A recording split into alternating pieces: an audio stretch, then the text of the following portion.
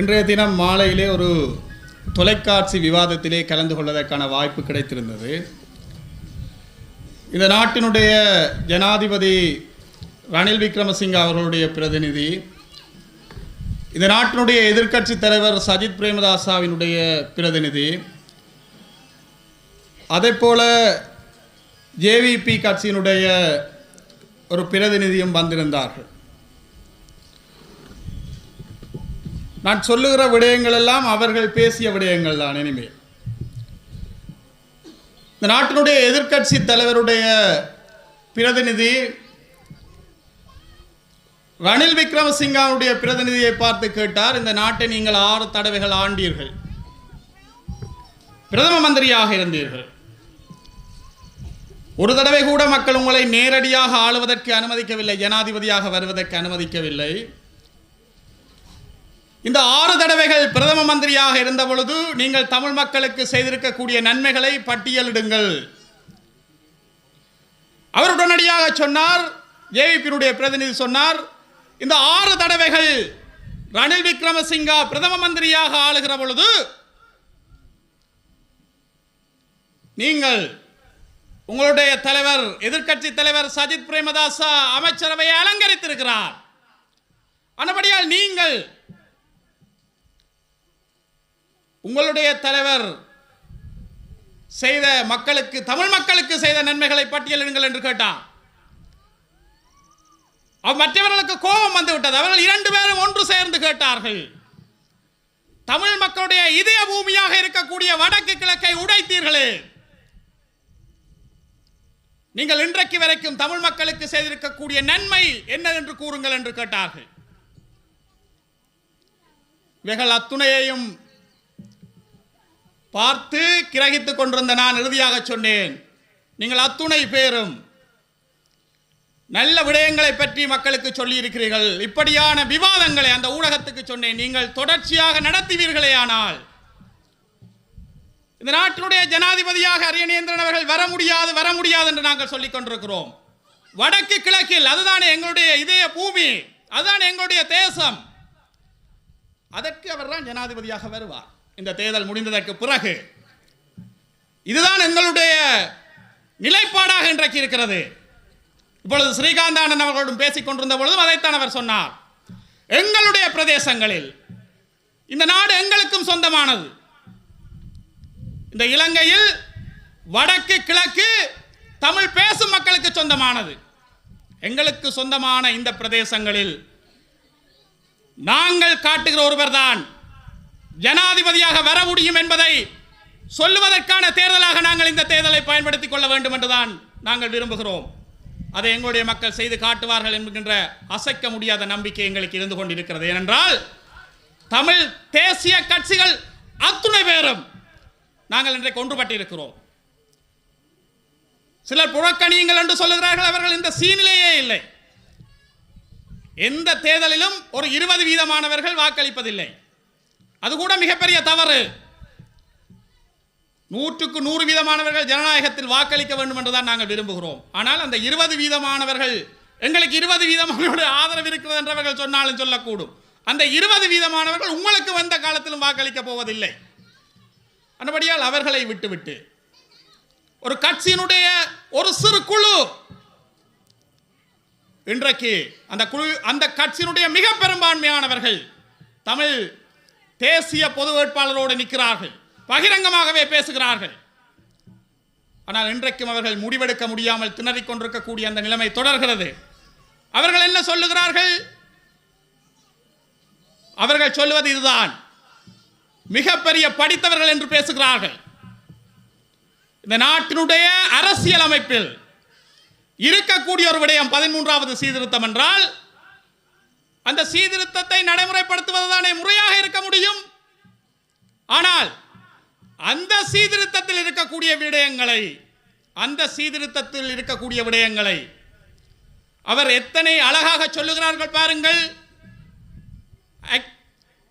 ஐக்கிய தேசிய கட்சி இன்றைக்கு அந்த கட்சியில் இருந்து பிரிந்து சென்றிருக்கக்கூடியவர்கள், அது ரணில் விக்ரமசிங்கா எத்தனை அழகாக 13வது சீர்திருத்தத்தை சொல்லுகிறார் பாருங்கள்.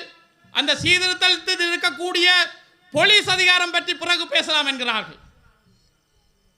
அதே போல சஜித் பிரேமதாச சொல்லுகிறாராம் 13வது சீர்திருத்தத்தில் கொடுக்கப்படுகிற விடயங்களை நான் பிரிக்கப்படாமல் செய்வேன் என்று. அது எங்களுடைய வெற்றி என்று தமிழ் மக்களுக்கு காட்டுவதற்கு இன்றைக்கு சிலர் முற்படுகிறார்கள். அதே விடயத்தை தான் வடக்கு கிழக்கை உடைத்து இல்லாமல் செய்து இருக்கக்கூடிய இன்றைக்கு ஜேவிபியினரும் அப்படியான விடயங்களை பற்றித்தான் பேசிக் கொண்டிருக்கிறார்கள். இது விசித்திரம் மிக்க நாடாக இருக்கிறது. நாங்கள் ஒரு சில வாரங்களுக்கு முன்னதாக ஒரு நாட்டினுடைய தூதுவரை சந்திக்கிற பொழுதும் நாங்கள் சொன்னோம், ஒரு நாட்டினுடைய அரசியலமைப்பில் இருக்கக்கூடிய ஒரு விடயங்களை நிறைவேற்றுங்கள் என்று சொல்லி நாங்கள் இந்த நாட்டினுடைய அரசு தலைவர்களை கேட்டது மாத்திரமல்ல, இன்னொரு நாட்டு அரசு தலைவர்களிடம் வந்தும் கேட்கிற ஒரு நிலைமை இந்த நாட்டிலே இருக்கிறது என்றால் இந்த நாட்டினுடைய அரசியல் அமைப்பு எத்தனை பலவீனமானதாக இருக்கிறது என்பதை பற்றி நாங்கள் பேசிக்கொள்ள வேண்டியவர்களாக இருக்கிறோம். ஆனபடியால் நண்பர்களே, அரசியல் அமைப்பில் இருக்கக்கூடிய ஒரு சீர்திருத்தத்தில் இருக்கக்கூடிய சில விடயங்களை வைத்துக்கொண்டு ஒரு தேசிய இன மக்களை இந்த நாட்டுக்கு சொந்தமானவர்களை எத்தனை தூரம் ஏமாற்றுகிற நிலைமையை எங்களுடைய தேசிய கட்சியில் தெரிவு செய்யப்பட்டிருக்கக்கூடிய நாடாளுமன்ற உறுப்பினர்கள் ஒரு சிலர் ஈடுபட்டுக் கொண்டிருக்கிறார்கள் என்பதுதான் நாங்கள் வெட்கப்பட வேண்டிய செய்தியாக இருக்கிறது. பொது வேட்பாளரை தோற்கடிப்பதுதான் என்னுடைய வாழ்நாள் இலட்சியம் என்று அவர் மேடையிலே பேசுகிறார் என்றால் அவரை நாடாளுமன்ற உறுப்பினர் ஆக்கியது யாருடைய தவறு என்பதுதான் என்னுடைய கேள்வி. இங்கே நிரோசன் சுட்டிக்காட்டினார், தமிழ் தேசிய கட்சிகள் சிதறுண்டு போயிருக்கிறார்கள், தமிழ் தேசிய தலைவர்கள் ஆளுக்கால் மாறுபட்ட கருத்துக்களை கொண்டிருக்கிறார்கள் என்று மக்கள் எங்கள் மீது கோபிக்கிறார்கள். செல்லுகிற இடமெல்லாம் சொல்லுகிறார்கள், செல்லுகிற இடங்களில் எல்லாம் கேட்கிறார்கள், நீங்கள் எப்பொழுதுதான் ஒன்றுபட போகிறீர்கள் என்று கேட்கிறார்கள். இதோ நாங்கள் அத்துணை பேரும் ஒன்றுபட்டு களத்திலே ஒரு பொது வேட்பாளரை நாங்கள் இறக்கி இருக்கிறோம்.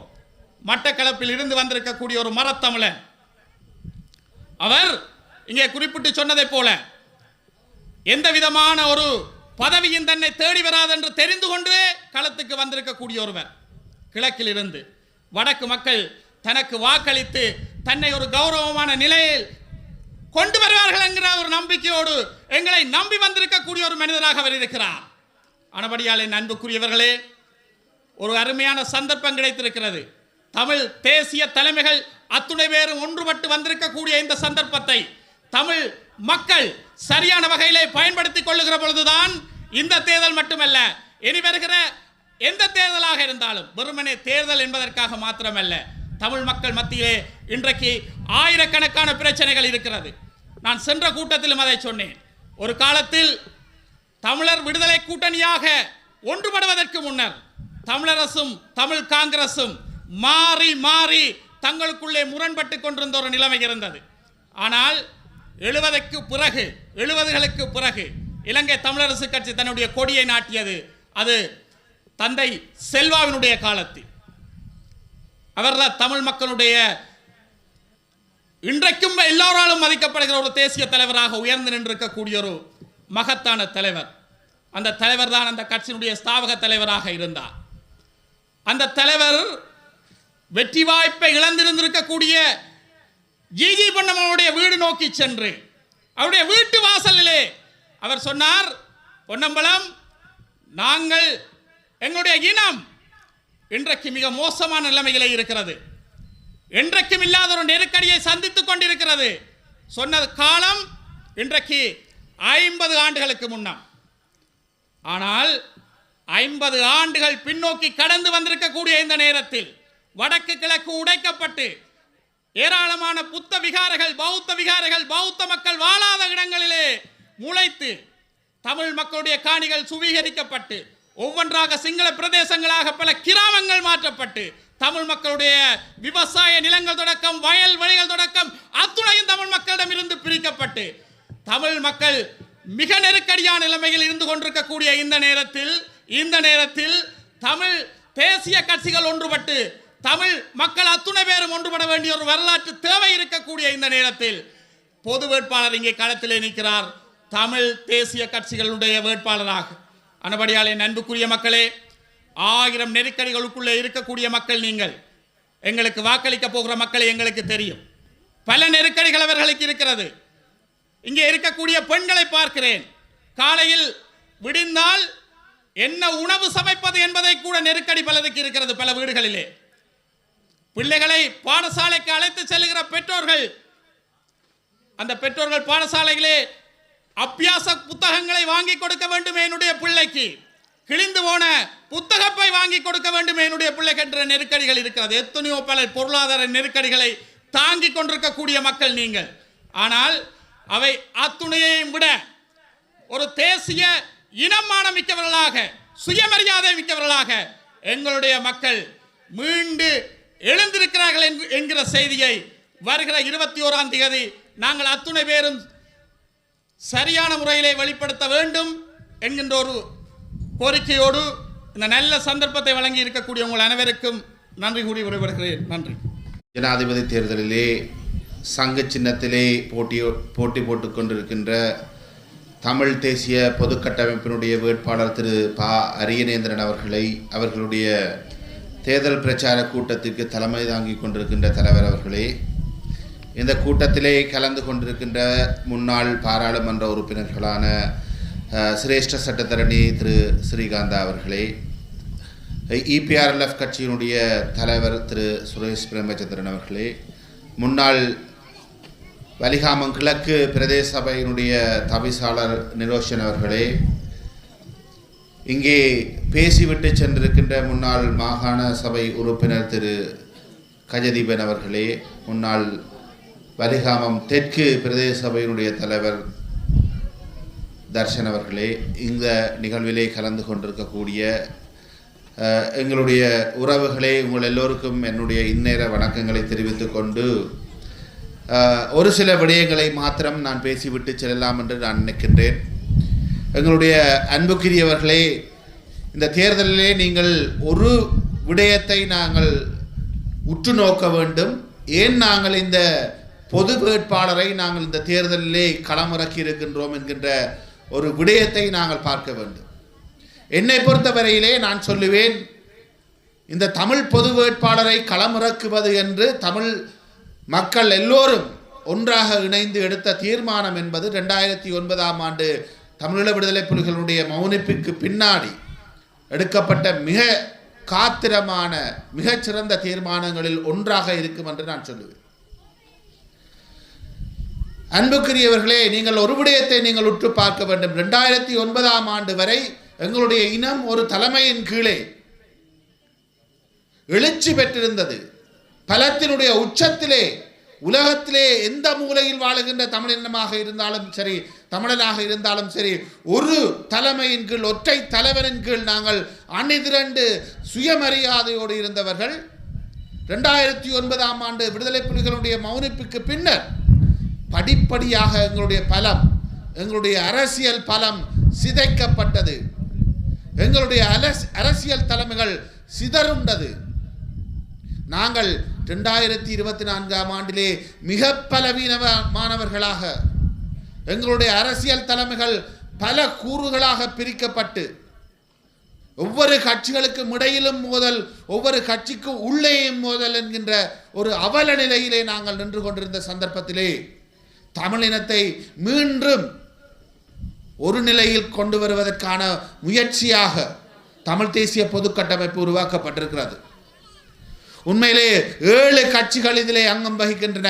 80க்கும் மேற்பட்ட பொது அமைப்புகள் இதிலே அங்கம் வகிக்கின்றன. இவை எல்லாவற்றினுடைய திரட்சியாகத்தான் இந்த தமிழ் பொது வேட்பாளர் என்கின்ற ஒருவரை நாங்கள் முன்னிலைப்படுத்தி 2024ஆம் ஆண்டுக்கான ஜனாதிபதி தேர்தலிலே பொது வேட்பாளராக நாங்கள் நிறுத்தி இருக்கின்றோம். உண்மையிலே 2009க்கு பிறகு இந்த 2024ஆம் ஆண்டிலே தமிழினம் ஓரணியிலே குவிக்கப்பட்டிருக்கிறது. எங்களுடைய அரியநேந்திரன் அவர்களுடைய பிரச்சாரத்திலே நாங்கள் வடக்கு கிழக்கு எங்கும் ஈடுபடுகின்ற பொழுது ஒரு விடயத்தை நாங்கள் அவதானிக்கக்கூடியதாக இருக்கிறது. நாளொரு மேனியும் பொழுதொரு வண்ணமுமாக எங்களுடைய அமைப்புகள் எல்லாம், வர்த்தக சங்கங்களாக இருக்கட்டும், மீனவ சங்கங்களாக இருக்கட்டும், வியாபார சங்கங்களாக இருக்கட்டும், விவசாய சம்மேளனங்களாக இருக்கட்டும், எல்லோருமே நாளொரு மேனியும் பொழுதொரு வண்ணமுமாக எங்களுடைய பொது வேட்பாளரின் பின்னாலே அணிதிரண்டு கொண்டிருக்கிறார்கள். உலகம் முழுவதும் வாழுகின்ற எங்களுடைய தமிழ் மக்கள் எங்களுடைய பொது வேட்பாளர் என்கின்ற அந்த ஒற்றை இலட்சியத்துக்கு பின்னாலே அணிதிரண்டு கொண்டிருக்கிறார்கள். உலகம் முழுவதும் இருக்கக்கூடிய தமிழினம், தமிழ் அமைப்புகள் நாளொரு மேனியும் பொழுதொரு வண்ணமாக இந்த பொது வேட்பாளருக்கான ஆதரவை தந்து கொண்டிருக்கிறார்கள். மிகப்பெரிய ஒரு வெற்றியை நாங்கள் எங்களுடைய செப்டம்பர் மாதம் 21ஆம் தேதி நாங்கள் அடையப் போகின்றோம். அந்த வெற்றியிலே எங்களுடைய தமிழினம் எல்லோரும் அணிதிரள வேண்டிய கட்டாயம் இருக்கிறது. உங்கள் எல்லோருடைய பங்கும் அதிலே நிச்சயமாக இருக்க வேண்டும். கடந்த 2020ஆம் ஆண்டு பொது தேர்தலிலே தமிழ் தேசிய பரப்பிலே இயங்கிய அனைத்து கட்சிகளுக்கும் வடக்கு கிழக்கு முழுவதும் 4,46,235 வாக்குகள் கிடைத்திருக்கின்றன. இதில் ஒன்றை கூட எங்களுடைய பொது வேட்பாளர் இழந்துவிடக்கூடாது. அதை நாங்கள் ஒவ்வொருவரும் மனதில் இருத்தி வைக்க வேண்டும். நாங்கள் இந்த பொது வேட்பாளருக்கு வாக்களிக்க தவறுவோமாக இருந்தால் நாங்கள் தென்னிலங்கைக்கும் சரி சர்வதேச சமூகத்துக்கும் சரி சொல்ல போகின்ற செய்தி ஒன்றுதான். நாங்கள் கடந்த 60 ஆண்டுகளாக கேட்டு வந்த எங்களுடைய சுயநிர்ணய உரிமையை நாங்கள் கைவிடுகிறோம். வடக்கு கிழக்கு இணைந்த தமிழர் தேசத்தை நாங்கள் கைவிடுகிறோம். கடந்த 30 ஆண்டுகளாக நடைபெற்ற வீரம் சரிந்த தியாகம் நிறைந்த போராட்டத்தை நாங்கள் ஏற்றுக்கொள்ளவில்லை. எங்களுடைய மாவீரர்களை நாங்கள் ஏற்றுக்கொள்ளவில்லை. எங்களுடைய திலீபன் அண்ணாவினுடைய தியாகத்தை நாங்கள் ஏற்றுக்கொள்ளவில்லை. எங்களுடைய மில்லர் அண்ணாவினுடைய தியாகத்தை நாங்கள் ஏற்றுக்கொள்ளவில்லை. எல்லாம் பயங்கரவாதம் என்கின்ற ஒரு செய்தியை நாங்கள் சொல்ல போகிறோம். எங்களுக்கு சமஷ்டி ஆட்சி தேவையில்லை என்கின்ற ஒரு செய்தியை நாங்கள் சொல்ல போகின்றோம். எங்களுடைய அரியநேந்திரனுக்கு 5 லட்சம் வாக்குகள் வடக்கு கிழக்கிலே கிடைக்கவில்லையாக இருந்தால் அது எங்களுக்கு அரசியல் ரீதியாக கிடைக்கப் போகும் மிகப்பெரிய தோல்வியாக அமைந்துவிடும். நாங்கள் ஒவ்வொருவரும் எங்களுடைய தியாக வரலாறுகளையும் எங்களுடைய போராளிகளுடைய ஒப்பற்ற தியாகங்களையும் வீரத்தையும் நெஞ்சிலே நிறுத்திக் கொண்டு செப்டம்பர் மாதம் 21ஆம் தேதி நாங்கள் சங்குக்கு வாக்களிக்க வேண்டியது எங்களுடைய வரலாற்று கடமை. அந்த வரலாற்று கடமையை நாங்கள் ஒவ்வொருவரும் செப்டம்பர் மாதம் 21ஆம் தேதி செய்ய வேண்டும். அன்புக்குரியவர்களே, இங்கே இருக்கின்ற பலர் சொல்லுகிறார்கள், நாங்கள் தென்னிலங்கையினுடைய பிரதான வேட்பாளர்களுக்கு நாங்கள் வாக்களிக்க வேண்டும். ரணிலுக்கு வாக்களித்தால் அதை செய்வார், அனுருக்கு வாக்களித்தால் இதை செய்வார், சஜித்துக்கு வாக்களித்தால் அதை செய்வார் என்று ஒவ்வொருவரும் மாறி மாறி எங்களுடைய இனத்துக்கு எங்களுடைய மக்களுக்கு பூச்சாண்டி காட்டுகிறார்கள்.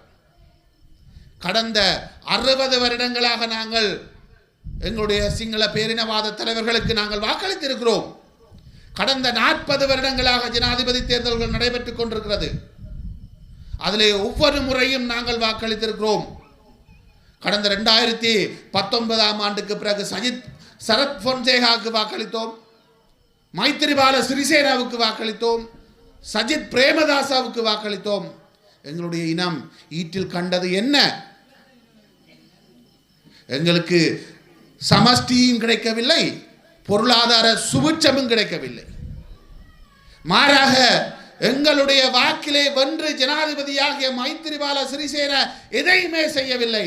ரணில் விக்ரமசிங்க அவரோடு இணைந்து 5 ஆண்டுகள் ஆட்சிப்பிடத்தில் இருந்த போதும் எதையுமே எங்களுக்கு செய்யவில்லை. மாறாக குருந்தூர் மலையிலும் வெடுக்குநாரி மலையிலும் நீராவிப்பிட்டியிலும் மயிலந்தமடுவிலும் எங்களுடைய இனம் அழிவுகளை சந்தித்துக் கொண்டிருந்த பொழுது, எங்களுடைய வரலாற்று தொன்மைகளை நாங்கள் இழந்து கொண்டிருந்த பொழுது, எங்களுடைய மேய்ச்சல் திரைகளை நாங்கள் இழந்து கொண்டிருந்த பொழுது, இந்த வேட்பாளர்கள் பாராளுமன்றத்திலே இருந்தார்கள். என்ன செய்தார்கள்? ஒரு வார்த்தையாவது எங்களுக்காக கதைத்தார்களா? சற்று சிந்தித்து பாருங்கள். எங்களுடைய மக்கள் அழுது கொண்டிருந்த பொழுது, எங்களுடைய மக்கள் சுயமானத்தை இழந்து கொண்டிருந்த பொழுது, இந்த தலைவர்கள் பாராளுமன்றத்திலே ஒரு வார்த்தை தன்னும் நமக்கு ஆதரவாக கதைத்தார்களா? இல்லையே. ஏன் நாங்கள் அவர்களுக்கு வாக்களிக்க வேண்டும்?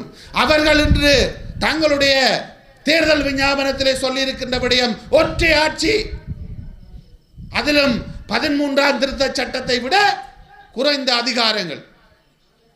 இதற்காகவா நாங்கள் 30 ஆண்டுகளாக போராடினோம்? இதற்காகவா நாங்கள் அதற்கு முன்னர் சமஷ்டி கோரி அகிம்சை வழியிலே போராடினோம்? நாங்கள் இவர்களுக்கு போடுகின்ற ஒவ்வொரு புள்ளடியும் நாங்கள் ஒற்றை ஆட்சியை ஏற்றுக்கொள்கிறோம், ஒற்றை ஆட்சியை ஏற்றுக்கொள்கிறோம் என்று சொல்லுகின்ற ஒவ்வொரு வாக்காகவே எண்ணப்படும். நாங்கள் ஒருவருக்கு வாக்களிக்க வேண்டுமாக இருந்தால் அவர் தன்னுடைய தேர்தல் விஞ்ஞாபனத்திலே என்ன சொல்லுகிறார் என்று பார்க்க வேண்டும். நான் விரும்புகிறதை சொல்லுகின்றவருக்கு, நான் விரும்புகின்ற விடயத்தை நிறைவேற்றுவேன் என்று சொல்லுகின்றவர்களுக்குத்தானே நாங்கள் வாக்களிக்க வேண்டும். இவர் வெல்லுவார் அவர் வெல்லுவார் என்று நாங்கள் கற்பனை கண்டு வாக்களிக்க முடியாது. நாங்கள் வாக்களித்தவர்கள் வெல்லுவார் என்பதற்கு எந்த உத்தரவாதமும் கிடையாது.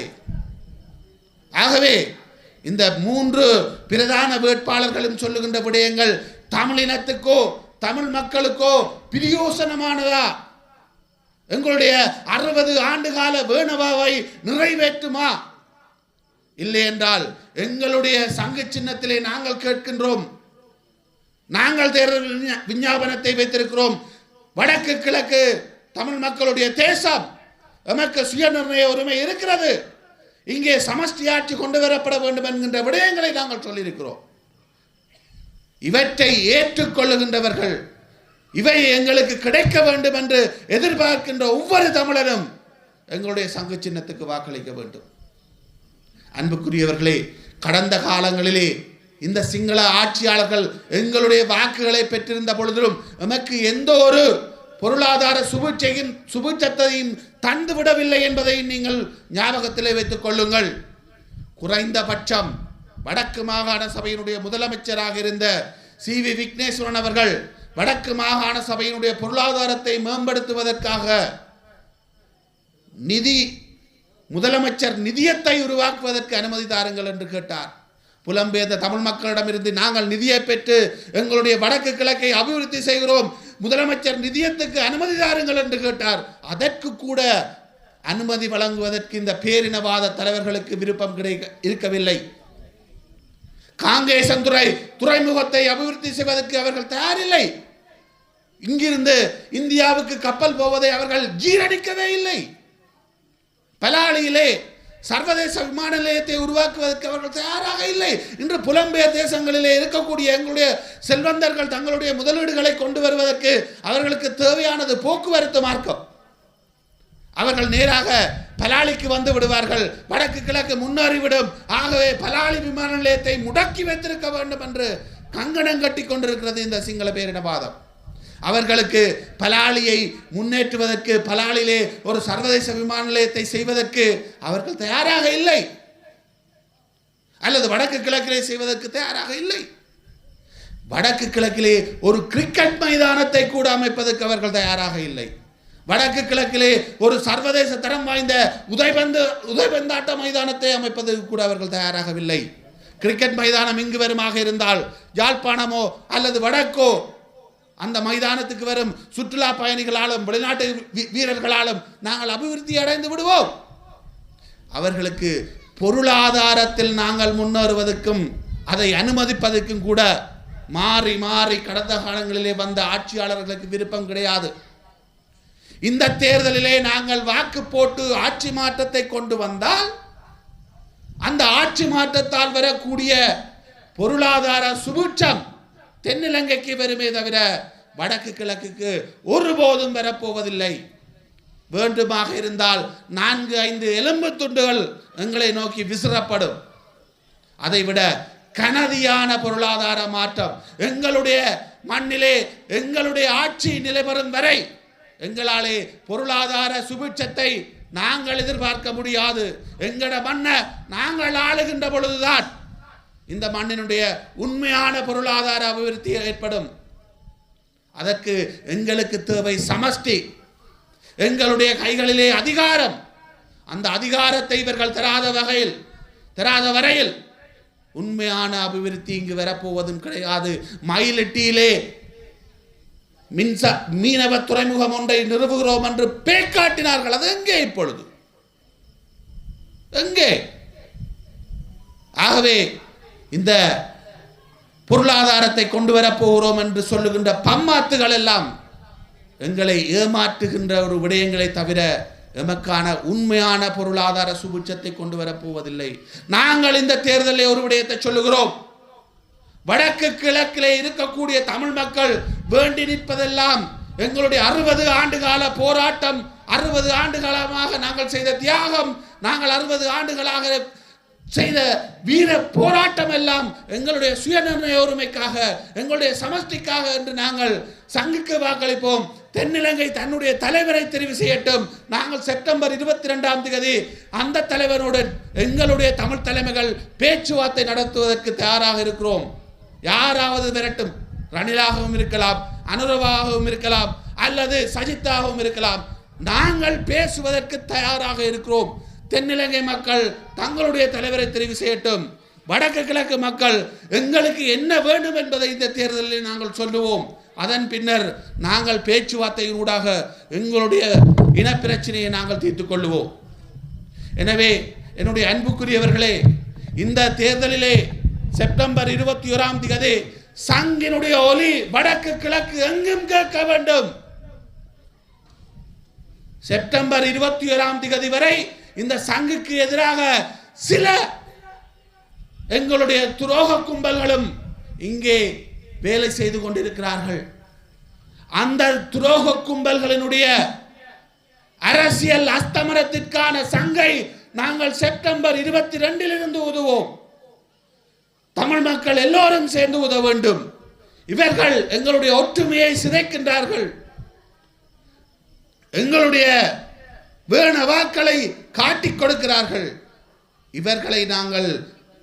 இவர்களுக்கு நாங்கள் இந்த தேர்தலில் தக்க பதிலடி கொடுக்க வேண்டுமாக இருந்தால் சங்குக்கு 5 லட்சத்துக்கு மேற்பட்ட வாக்குகள் இந்த முறை வடக்கு கிழக்கிலே கிடைக்க வேண்டும். அந்த வாக்குகளை நீங்கள் தருவீர்கள் என்ற நம்பிக்கையோடு நாங்கள் இங்கிருந்து விடைபெறுகிறோம்.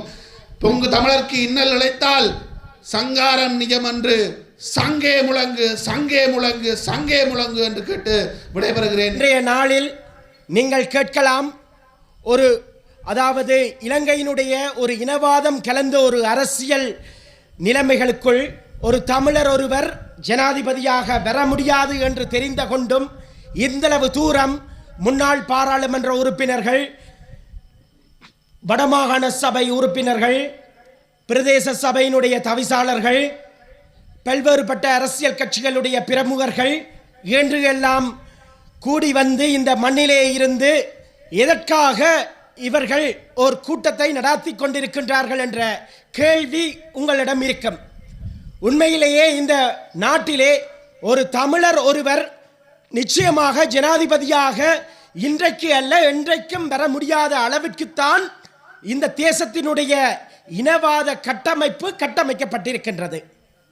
இது அடிப்படையிலே பல்வேறுபட்ட சர்வதேச நாடுகளில், அமெரிக்காவில் கூட ஒரு எண்ணிக்கையில் குறைந்த இனங்களைச் சேர்ந்தவர்கள், அங்கு சிறுபான்மையினர் கூட ஒரு ஜனாதிபதியாக வருகின்ற ஒரு சூழ்நிலையிலே இந்த மண்ணிலே நாங்கள் ஒரு தமிழ் தேசிய இனமாக இருக்கின்ற ஒரு சூழ்நிலையிலே, அதாவது வரலாற்று பூர்வீகத்தை கொண்ட ஒரு அரசியல் ரீதியாக பாரம்பரியம் மிக்க ஒரு இனமாக இருந்து கொண்டு கூட இந்த மண்ணிலே ஒரு ஜனாதிபதியாக வர முடியாதவர்களாக, ஆனால் இந்த ஜனாதிபதி தேர்தலை எங்களுடைய மக்களினுடைய அரசியல் அபிலாஷைக்கும் எழுச்சிக்கும் எவ்வாறு எல்லாம் பயன்படுத்தலாம் என்ற அடிப்படையிலே திரு ப. அரியநேத்திரன் அவர்கள் சங்கு சின்னத்திலே போட்டியிடுகின்றார். அவருடைய வெற்றி என்பது எங்களுடைய மக்களினுடைய தமிழ் தேசியத்தினுடைய வெற்றியாக இருக்கின்றது என்று உங்களுக்கு தெரியும். லட்சக்கணக்கிலும் மில்லியன் கணக்கிலும் பணத்தை அள்ளி வீசி தென்னிலங்கையிலே இருக்கக்கூடிய வெல்லக்கூடிய இலங்கையினுடைய ஜனாதிபதியாகக்கூடிய முதன்மையான வேட்பாளர்கள் அனைவரும் வடக்கிலே, கிழக்கிலே, தமிழர் தாயகத்திலே வடகிழக்கிலே முகாமிடுகின்றனர். இலங்கையிலே அதாவது அரசியல் என்பது ஒரு இனவாதத்திற்குள்ளாக, பொருளாதார நெருக்கடிக்குள்ளாக ஒரு தோல்வியை கண்ட ஒரு நிலைமையிலே இருக்கின்றது. நாங்கள் அண்மைய காலங்களிலே கண்டிருந்தோம், இலங்கை ஒரு தோல்வி கண்ட, பொருளாதார ரீதியிலே ஒரு தோல்வி கண்ட நாடாக, ஒரு உணவுப் பொருளுக்கு கூட வக்கற்றவர்களாக இருந்த ஒரு தேசமாக, ஒரு நாடாக இந்த உலகத்திலே இருந்தது. அதாவது உலகிலே வறுமைப்பட்ட நாடுகளில் இருந்து கூட பெற்றுக்கொள்ளப்பட்ட கடன்களை மீளச் செலுத்த முடியாத ஒரு தேசமாக இருந்தது. இந்த நாட்டிலே அவ்வாறு எனில் காலத்திற்கு காலம் ஆட்சியற்ற தலைவர்கள் எதை செய்தார்கள் என்ற கேள்விகள் இருக்கின்றன. அந்த கேள்விகளிடத்திலே நாங்கள் தெளிவாக ஒன்றை விளங்கிக் கொள்ள வேண்டும். அவர்கள் இந்த நாட்டை ஒரு சுபிட்சமான பாதைக்கு கொண்டு செல்வதாக இருந்திருந்தால் தமிழர்களுக்கு எதிரான இனவாத கருத்துக்களையும் இனவாத இலங்கை ஒன்றை கட்டியெழுப்புவதற்கான முயற்சிகளையும் பௌத்த சிங்கள ஆக்கிரமிப்பினையும் நிறுத்தியிருக்க வேண்டும்.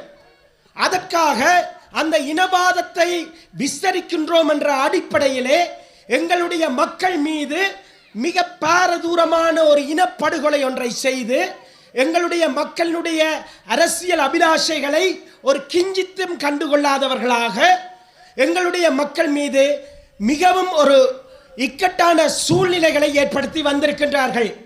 வரலாற்று ரீதியாக எங்களுடைய மக்களுக்கு எதிராக அரச கட்டமைப்பு திட்டமிட்ட இனப்படுகொலையை செய்து வந்திருக்கின்றது. அவ்வாறான ஒரு சூழ்நிலையிலே இந்த நாட்டிலே இனவாதத்தை கட்டியெழுப்புவதற்கும் ஒரு கொடிய யுத்தத்தை தன்னுடைய நாட்டில் இருக்கக்கூடிய ஒரு இனமான தமிழ் இனம் மீது கட்டவிழ்த்து விடுவதற்குமான ஒரு பாரிய பணச்செலவினத்தையும் ஒரு வரவு செலவு திட்டத்தினையும் செய்து வந்திருக்கின்றது. எங்களுடைய வரவு செலவு திட்டத்தை பாருங்கள். இந்த நாட்டினுடைய வரவு செலவு திட்டத்தை பார்த்தீர்கள் என்றால் அதிலே பெரும்பாலான நிதி இராணுவ மயமாக்கத்திற்கு ஒதுக்கப்பட்டிருக்கின்றது. இராணுவ மயமாக்கம் என்பது உங்களுக்கு தெரியும். கடந்த காலங்களிலே எங்களுடைய மண்ணை அபகரித்து இன்றும் கூட நிலை கொண்டு எங்களுக்கு ஒரு அச்சுறுத்தலாக இருக்கக்கூடிய ஒரு சூழ்நிலை, அதாவது இராணுவம் ஒரு அச்சுறுத்தலாக இருக்கக்கூடிய எங்களுடைய ஒரு மக்களுக்கு இருக்கக்கூடிய உணர்வுகளை அடக்கி ஒடுக்கின்ற ஒரு சூழ்நிலை தான் இந்த இராணுவ மயமாக்கம். இந்த இராணுவ மயமாக்க விஸ்தரிப்புக்காக இலங்கையினுடைய பொருளாதார அனைத்தையும் செலவிட்டு விட்டார்கள். இவ்வாறாக இந்த நாடு சிதைவடைந்திருந்த ஒரு சூழ்நிலையிலே இந்த நாட்டினை மீட்பதாக இருந்தால் நிச்சயமாக ஒரு இனவாதமற்ற ஒரு சூழலுக்கு தமிழ் மக்களுக்கு ஒரு அரசியல் தீர்வை வழங்கி அவர்களையும் இந்த நாட்டிலே அரசியல் பங்காளிகளாக மாற்றி, உங்களுக்கு தெரியும் எங்களுடைய உறவுகள் எந்தளவு தூரம் சர்வதேச அளவிலும் புலம்பெயர்வுகள் மூலமாகவும் வெளியுலகில் வியாபித்திருக்கின்றார்கள் என்று. அவர்களுடைய முதலீடுகளை இங்கே அழைத்து வந்து இந்த நாட்டை கட்டியெழுப்பியிருக்கலாம். ஆனால் அவ்வாறான எந்த செயல் திட்டத்தையும் செய்யாது மாறாக இந்த நாட்டை எந்தளவு தூரம் மேலும் கடன்களுக்கு உள்ளாக்கி எங்கள் மீது ஒரு பொருளாதார நெருக்கடியை ஏற்படுத்தி தான் விரும்புகின்ற பௌத்த சிங்கள பேரினவாதத்தை எந்தளவு தூரம் விஸ்தரிக்க முடியுமோ அந்தளவுக்குத்தான் இந்த மண்ணிலே இந்த எங்களுடைய தாயக பகுதிகளிலே வடக்கு கிழக்கிலே அரசாங்கத்தினுடைய செயற்திட்டங்கள் நடைபெற்றன. ஒரு அரசாங்கம் என்பது காலத்திற்கு காலம் பதவி ஏற்கின்ற ஒரு முகவர். ஒரு அரசு என்பது ஒரு நிலையான அழகு. இலங்கை அரசை பார்த்தீர்கள் என்றால் தெரியும், அது ஒரு ஒற்றையாட்சி கட்டமைப்புக்குள்ளே என்றைக்குமே தமிழ் மக்களுடைய உரிமைகளை அங்கீகரிக்காது. சாதாரணமாக நாங்கள் ஒரு குழந்தையில் இருந்து, இங்கே எத்தனையோ தாய்மார் குழந்தைகளை வைத்திருக்கின்றீர்கள், தாய்மொழியாம் தமிழ் மொழி என்று சொல்லக்கூடிய எங்களுடைய மொழியை கூட புறந்தள்ளி இந்த நாட்டிலே வரலாற்று ரீதியாக தனிச்சிங்கள சட்டம் முதல் நடைமுறையில் இருக்கின்ற பயங்கரவாத தடை சட்டம் வரை இந்த மண்ணிலே நடைமுறையிலே இருக்கின்ற இராணுவமயமாக்கமாக இருக்கலாம், தமிழ் மக்கள் மீதான அத்துமீறல்களாக இருக்கலாம், அல்லது முள்ளிவாய்க்காலிலே மேற்கொள்ளப்பட்ட இனப்படுகொலையாக இருக்கலாம், அத்தனையையும் இந்த அரசுகள் அரங்கேற்றி வந்திருக்கின்றன. அதிலே நாங்கள் ரணில் மிதமிஞ்சியவர் என்றோ அல்லது சஜித் அதைவிட மிஞ்சியவர் என்றோ அல்லது அனுரகுமார திசாநாயக்க இன்று வேட்பாளர்களாக இருக்கின்றவர்களை மட்டும் இங்கே குறிப்பிடுகின்றேன். அவர்கள் எல்லோரும் கூடியவர்கள் குறைந்தவர்கள் என்று மதிப்பீடுகளை செய்வதற்கு மேலாக ஒட்டுமொத்தமாக அவர்கள் இனவாத நிலைமை என்று வரும்போது ஒரு பௌத்த சிங்கள தேசமாக இந்த நாட்டிலே சிந்திக்கின்றார்கள். இங்கே சட்டத்தரணி ஸ்ரீகாந்த் ஐயா அவர்கள் இருக்கின்றார். எங்களுடைய அரசியல் அமைப்பு சட்டம் கூட பௌத்தத்துக்கு முன்னுரிமையானது என்கின்றது. உங்களுக்கு தெரியும், நான் இந்த பிரதேச சபையினுடைய தவிசாளராக இருக்கின்ற காலப்பகுதியிலே நிலாவரை வற்றாத கிணற்று பகுதியிலே ஒரு பாரிய பௌத்த சிங்கள பேரினவாத ஆக்கிரமிப்பு ஒன்று இடம்பெற்றது. இராணுவத்தினரின் அனுசரணையுடன் ஒரு பௌத்த விகாரையை அமைப்பதற்காக முழுமூச்சான நடவடிக்கைகள் இடம்பெற்றன. அந்த முயற்சியை அந்த தவிசாளர் என்ற அதிகாரத்தை பயன்படுத்தியும் எங்களுடைய தமிழ் தேசிய ரீதியாக இருக்கக்கூடிய அரசியல் பலத்தை பயன்படுத்தியும் நாங்கள் தடுத்திருந்தோம். அதற்காக இன்றும் கூட நான் என்னுடைய பதவிக்காலம் முடிவடைந்து ஓராண்டுகள் செல்கின்ற சூழ்நிலையிலும் கூட நீதிமன்றம் ஏறி வருகின்றேன். பல்வேறுபட்ட சர்ச்சைகளுக்கு உள்ளாகி வருகின்றேன். ஆகவே இவ்வாறாக எங்களுடைய தாயகம் அனைத்திலுமே பல்வேறுபட்ட பௌத்த விகாரைகள், இன ஆக்கிரமிப்புகள் என்று ஏராளமான விடயங்கள் நாளுக்கு நாள் நடந்தேறி வருகின்றன. உங்களுக்கு தெரியும், இன்றைய காலகட்டத்திலே எங்களுடைய தமிழ் தேசிய அரசியல் பரப்பிலே நாங்கள் பொது வேட்பாளர் ப. அரியநேத்திரன் அவர்களை சங்கு சின்னத்திலே ஆதரித்து பேசி வருகின்றோம். அதற்காக செயற்படுகின்றோம். அவருடைய வெற்றியை உறுதிப்படுத்தவிருக்கின்றோம். அது எங்களுடைய தமிழ் மக்களின் வெற்றி என்ற காரணத்தின் அடிப்படையிலே தான் எங்களுடைய தமிழ் தேசிய பெருந்தலைவர்களும் அதே நேரத்திலே புத்திஜீவிகள், பல்வேறுபட்ட செயற்பாட்டாளர்கள், தமிழ் மக்களுடைய நலன்களுக்காக செயற்படுகின்ற உணர்வாளர்களை ஒன்றிணைத்த தமிழ் தேசிய பொது கட்டமைப்பினூடாக முன்னிறுத்தப்படுகின்றது. ஆனால் எங்களுடைய தமிழ் தேசியத்திலிருந்து ஒரு பகுதியினர் நாட்டிலே சஜித் பிரேமதாச அவர்களை ஜனாதிபதியாக்க வேண்டும் என்று இங்கே மூளை முடுக்கு என்கும் வலம் பெறுகின்றார்கள். அதற்காக பெருந்தொகை பணம் செலவிடப்படுகின்றது. நாங்கள் இங்கே இருக்கக்கூடிய அற்ப சொற்ப வளங்களை கொண்டு எங்களுடைய மக்களிடத்திலே வெளிப்படைத்தன்மையாக பேசிக் கொண்டிருக்கின்றோம்.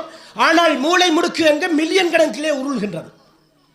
அந்த விடயத்துடன் ஒப்பிட்டு பார்க்கும்போது இந்த சஜித் பிரேமதாச அவர்கள் சொல்லுகின்றார், எங்களுடைய அதாவது இலங்கையிலே இருக்கக்கூடிய அரசியலமைப்பிலே இருக்கின்ற 13வது அரசியலமைப்பு திருத்தத்தை தான் நடைமுறைப்படுத்துவேன் என்று. ஒரு அரசியலமைப்பிலே இருக்கக்கூடிய விடயம் ஒன்றை நடைமுறைப்படுத்துவதற்காக புதிய ஒரு ஜனாதிபதியை நாங்கள் உருவாக்குகின்றோம் என்று சொல்லி சிலர் தமிழ் தேசிய போர்வையை போற்றிக் கொண்டு இங்கே வருகின்றார்கள். ஒரு சட்டத்திலே இருக்கின்ற விடயம், சட்டத்திலே ஒருவருக்கு, அதாவது நாங்கள் ஒரு சட்டத்துக்கு புறம்பாக வீதியிலே தலைக்கவசம் அணியாது மோட்டார் சைக்கிளிலே செல்கின்றோம் என்றால் போலீசார் மறுக்கின்றார்கள். ஆனால் நாட்டின் உயர்ந்த சட்டம் என்று சொல்லக்கூடிய மீயர் சட்டமான அரசியலமைப்பு சட்டத்திலே இருக்கின்ற விடயத்தை கூட நடைமுறைப்படுத்தாதவர்களாக அவற்றை எங்களுக்கு பெரிய அளவிலே தாம்பாளத்தில் வைத்து தருகின்றார்களாம். இந்த சஜித் பிரேமதாச அவர்கள் வடக்கு கிழக்கிலே 1000 விகாரைகளை அமைக்க வேண்டும் என்று அதற்காக நிதி ஒதுக்கியவர். நான் நினைக்கின்றேன், நிச்சயமாக இந்த நிலாவரை மண்ணிலே தொல்லியல் திணைக்களமும் இராணுவத்தினரும் இணைந்து முன்னெடுத்த பௌத்த விகாரை அமைப்பிற்கும் சஜித் பிரேமதாஸ் அவர்களால் ஒதுக்கப்பட்ட நிதியில் தான் அவர்கள் அந்த திட்டத்தை செய்வதற்கு முன்வந்தார்கள். இந்த மண்ணிலே, இந்த நிலாவரையிலே எதிர்ப்பை காட்டிய எத்தனை இளைஞர்கள் அச்சுறுத்தப்பட்டார்கள்.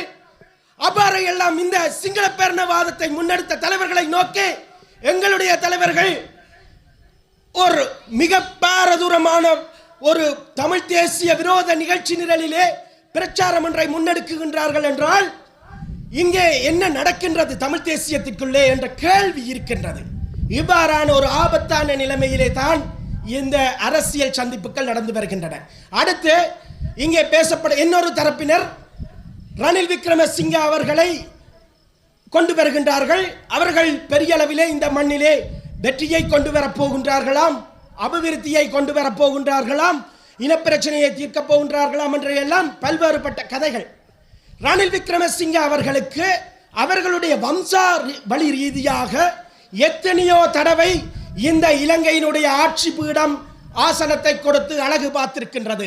அந்த காலகட்டத்தில் எல்லாம் எங்களுடைய மக்களுக்கு என்னத்தை அவர் செய்தார் என்று சொன்னால், அவருடைய நரித்தனத்தினூடாக எந்தளவு தூரம் எங்களுடைய மக்களை பிரித்தாள முடியுமோ அந்தளவு தூரம் அவர் பிரித்தாண்டிருக்கின்றார்.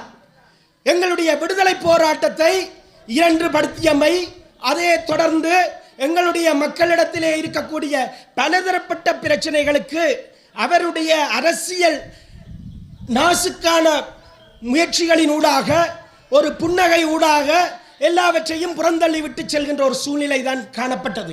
ஏன் இந்த வடுக்குநாரி மலையிலே எங்களுடைய மண்ணிலே பௌத்த அடையாளங்களையும் பௌத்த பேர்ணவாத அடையாளங்களையும் தென்னிலங்கையிலே இருந்து எங்களுடைய வரலாற்றை அழிப்பதற்காக வந்தவர்கள் எங்களுடைய மண்ணிலே அராஜகங்களை செய்த போது, நீதிமன்ற உத்தரவுகளை மீறிய போது, அவை அனைத்தும் இடம்பெற்ற போதும் கூட இந்த ரணில் விக்ரமசிங்க அவர்கள் தான் ஜனாதிபதியாக இருந்தார்.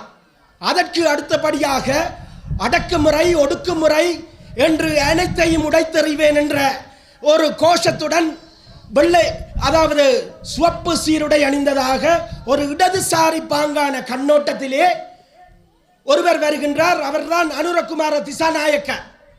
அவர் முக்கிய அமைச்சு பொறுப்பிலே இருந்த காலகட்டத்தில் தான் எங்களுடைய வடக்கு கிழக்கு தமிழர் தாயக பூமி இரண்டாக பிரிவட்டது. நீதிமன்றத்திலே சென்று அவர்கள் வடக்கு கிழக்கை பிரித்தமையை ஒரு மிகவும் அவர்களுடைய பௌத்த சிங்கள பேரினவாதத்தினுடைய அரசியல் வெற்றியாக தென்னிலங்கையிலே கொண்டாடினார்கள். ராஜபக்ஷக்கள் எங்களுடைய விடுதலை போராட்டத்தை அழைத்துவிட்டு எந்தளவு தூரம் அங்கே பாற்றோறு வழங்கினார்களோ அதுபோன்று ஜேவிபியினர் எங்களுடைய தமிழர் தாயகத்தை இரண்டாக்கி விட்டு தமிழ் மக்களுடைய அரசியல் இருப்பு கேள்விக்குறியாகிவிட்டது. சிங்கள மக்களின் உத்தம புருஷர்கள் நாங்கள் தான் என்று அந்த காலகட்டத்திலே ராஜபக்ஷக்களோடு இருந்து மார்தட்டியவர்கள் தான் இந்த ஜேவிபியினர். இவ்வாறாக எல்லாம் ஒரு இனவாத நிகழ்ச்சி நிரலிலே எங்களுடைய மண்ணிலே வலம் பெற துடிக்கின்றவர்கள், அவர்களை அனுசரித்து இன்று எங்களிடத்திலே இருக்கின்ற அற்ப சொற்பமானவர்கள், ஆனால் அவர்களிடத்திலே பொருளாதார வளங்கள், பல்வேறுபட்ட நிலைமை வளங்கள், செல்வாக்குகளை பயன்படுத்தி பலம் பெறுகின்றார்கள். அவ்வாறான ஒரு அச்சுறுத்தலான சூழ்நிலையிலே இந்த தமிழ் தேசிய பொது வேட்பாளர் களமிறக்கப்பட்டிருக்கின்றார். நிச்சயமாக தமிழ் தேசிய பொது வேட்பாளர் அவர்கள் இந்த நாட்டினுடைய ஜனாதிபதியாக பெற முடியாது. ஆனால் அவரினால் எங்களுடைய மக்களுக்கு ஏற்படுகின்ற அநீதியை நாங்கள் இன்றும் ஒரு தேசமாக சிந்திக்கின்றோம். தமிழ் மக்கள் இன்றும் ஐக்கியமாக இருக்கின்றார்கள். அவர்கள் எங்களுடைய மக்களுடைய அரசியல் அபிலாஷையிலே வேணவா கொண்டிருக்கின்றார்கள். நாங்கள் விட்டுக் கொடுப்பற்ற முறையிலே ஒரு விடுதலையை பெறுவதற்கு காத்திருக்கின்றோம்.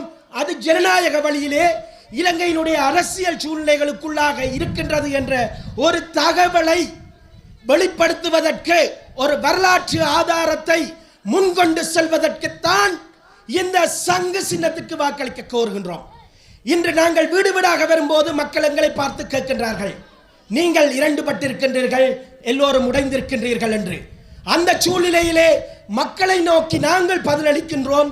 இந்த ஜனாதிபதி தேர்தல் வேட்பாளருடைய பிரவேசத்துடன் நாங்கள் ஏற்கனவே ஜனநாயக தமிழ் தேசிய கூட்டமைப்பாக ஒன்று திரண்டிருந்தவர்கள் இன்று இன்னும் மேலுமாக இங்கே விக்னேஸ்வரன் ஐயாவினுடைய பிரதிநிதியாகவும் முன்னாள் ஜாழ்ப்பாண மாநகர முதல்வர் மணிவண்ணன் அவர்களும் இருக்கின்றார்கள். இவ்வாறாக இன்னும் ஒரு அடுத்த கட்டத்திற்காக, அதாவது ஜனநாயக தமிழ் தேசிய கூட்டமைப்பினுடைய நிர்வாகத்திறனில் இருந்து, அதனுடைய வடிவத்திலிருந்து மேலும் ஒரு விஸ்தரிக்கப்பட்ட தமிழ் தேசிய அழகாக விஸ்தரிக்கப்பட்டு மாற்றம் காணுகின்றோம். ஆகவேதான் நாங்கள் ஒன்று திரண்டிருக்கின்றோம். இந்த இடத்திலே தமிழ் தேசிய அரசியல் கட்சிகள் ஒரு நிலைப்பாட்டிலே, ஒரு புள்ளியிலே இந்த ஜனாதிபதி தேர்தல் எங்களை நிறுத்துகின்றது. அந்த நிறுத்தியிருக்கின்ற நிலைமையை சாதகமாக பாவித்துக் கொள்வதற்கு எங்களுடைய மக்கள் எங்களுடைய சங்கு சின்னத்திற்கு வாக்களித்து அரியநேத்திரன் அவர்களை எதிர்வரும் 21ஆம் தேதி இடம்பெறவுள்ள ஜனாதிபதி தேர்தலிலே அதிகூடிய விருப்பு வாக்குகளுடன் வெற்றி பெற செய்ய வேண்டும். அவருடைய வெற்றி என்பது நாட்டினுடைய ஜனாதிபதி கதிரை அல்ல, மாறாக எங்களுடைய தேசத்திலே அடக்கப்படுகின்ற, ஒடுக்கப்படுகின்ற, காணாமலாக்கப்பட்ட எங்களுடைய உறவுகளை முன்னிறுத்தியது. அதுபோன்று அரசியல் கைதிகளாக இன்று சிறைகளிலே வாடிக்கொண்டிருக்கின்ற எங்களுடைய பிள்ளைகளை முன்னிறுத்தியது. அதுபோன்று இன்றும் எங்களுடைய விடுவிக்கப்படாத காணிகளை முன்னிறுத்தியது. எங்களுடைய அரசியல் விடுதலையை முன்னிறுத்தியது, அரசியல் அபிலாஷைகளை முன்னிறுத்தியது என்று ஆடித்தனமாக கூறிக்கொண்டு எனக்கு இந்த வாய்ப்பளித்தமைக்கு முடிந்து 15 வருஷத்துக்கு பிற்பாடு தமிழ் மக்கள் சார்பாக ஒரு பொது வேட்பாளர் ஒருவரை, அதுவும் ஜனாதிபதி பதவிக்கான ஒரு பொது வேட்பாளரை நிறுத்துவதாக தமிழ் கட்சிகள், மிக பெரும்பான்மையான தமிழ் கட்சிகளும் தமிழ் சிவில் சமூக அமைப்புகள் அனைத்தும் ஒன்று கூடி ஒரு முடிவெடுத்திருக்கிறோம். அந்த முடிவின் பிரகாரம் மட்டக்களப்பு மாவட்டத்தை சார்ந்த முன்னாள் பாராளுமன்ற உறுப்பினர் திரு அரியநேத்திரம் அவர்களை நாங்கள் ஒரு பொது வேட்பாளராக நிறுத்தியிருக்கிறோம். எங்கள் எல்லோருக்கும் தெரியும், இலங்கையினுடைய ஜனாதிபதி கதிரையில் அவரால் அமர முடியாது. இலங்கையில் மிக பெரும்பான்மையானவர்கள் சிங்கள மக்கள், எங்களை விட பல மடங்கு அதிகமானவர்கள். அவர்கள் ஒருபோதும் தமிழ் வேட்பாளருக்கு வாக்களித்து அவரை ஜனாதிபதி கதிரையில் இருத்த மாட்டார்கள். இன்னும் குறிப்பாக கூறுவதாக இருந்தால், ஐக்கிய தேசிய கட்சியிலிருந்தோ, ஸ்ரீலங்கா சுதந்திர கட்சியிலிருந்தோ, பொதுஜன பெரமுனவிலிருந்தோ, ஜேவிபி போன்ற கட்சியிலிருந்தோ அங்கு தமிழ் பிரதிநிதிகள் அவரது கட்சியில் இருந்தாலும் கூட அவர்கள் யாரையாவது இவர்கள் ஒரு நாளும் ஒரு ஜனாதிபதி வேட்பாளராக கொண்டு வரவும் மாட்டார்கள். அவ்வாறான ஒருவரை இந்த நாட்டினுடைய பிரதமராகவும் ஆக்க மாட்டார்கள். இந்தியாவை எடுத்து பார்த்தீர்களாகனால், இந்தியா 140 கோடி சனம் இருக்கு. ஹிந்தி பேசுவோர் மிக மிக அதிகம். ஆனால் அங்கு நூற்றுக்கணக்கான சிறுபான்மை இனங்கள் இருக்கிறது. தமிழர், தெலுங்கர், மலையாளிகள், கர்நாடகத்தார், பெங்கோலிகள், இப்படி பல மொழிகள் பேசக்கூடிய சிறுபான்மை இனங்கள் இருக்கிறது. ஆனால் இந்தியாவை பார்த்தீர்களாக இருந்தால் அங்கு எந்த ஒரு சிறுபான்மை இனமும் கூட அங்கே ஒரு பிரதமராகவோ ஜனாதிபதியாகவோ வர முடியும்.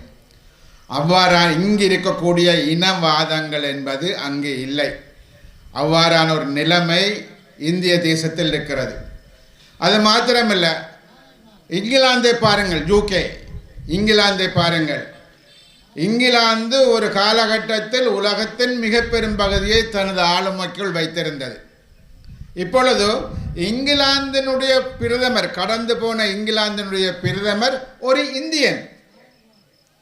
கனடாவில் தமிழ் ஹரி ஆனந்த சங்கரி என்பவர் கனடாவில் ஒரு பாராளுமன்ற உறுப்பினராக இருக்கின்றார். இப்பொழுது இங்கிலாந்தில் ஒரு தமிழ் பெண்மணி பாராளுமன்ற உறுப்பினராக இருக்கின்றார். உலகத்தின் பல பாகங்களில் அவ்வாறு நடக்கின்றது. ஆனால் இலங்கையில் நாங்கள் தமிழர்களாக ஒரு சிறுபான்மை தேசிய இனமாக இருப்பதன் காரணமாக நாங்கள் அவ்வாறு செல்வதை சிங்கள தரப்பு யாரும் விரும்ப மாட்டார்கள். சமத்துவம் பேசுகிற JVPயாக இருக்கலாம், சோசலிசம் பேசுபவர்களாக இருக்கலாம், எல்லோரும் சமன் என்று கூறுபவர்களாக இருக்கலாம், யாரும் இதனை ஏற்றுக்கொள்ள தயாராக இல்லை. ஆகவேதான் எங்களது பிரச்சனை என்பது என்ன நீடித்த பிரச்சனையாக இருக்கின்றது. நான் கூறினேன், யுத்தம் முடிந்து 15 வருஷங்களாகிவிட்டது.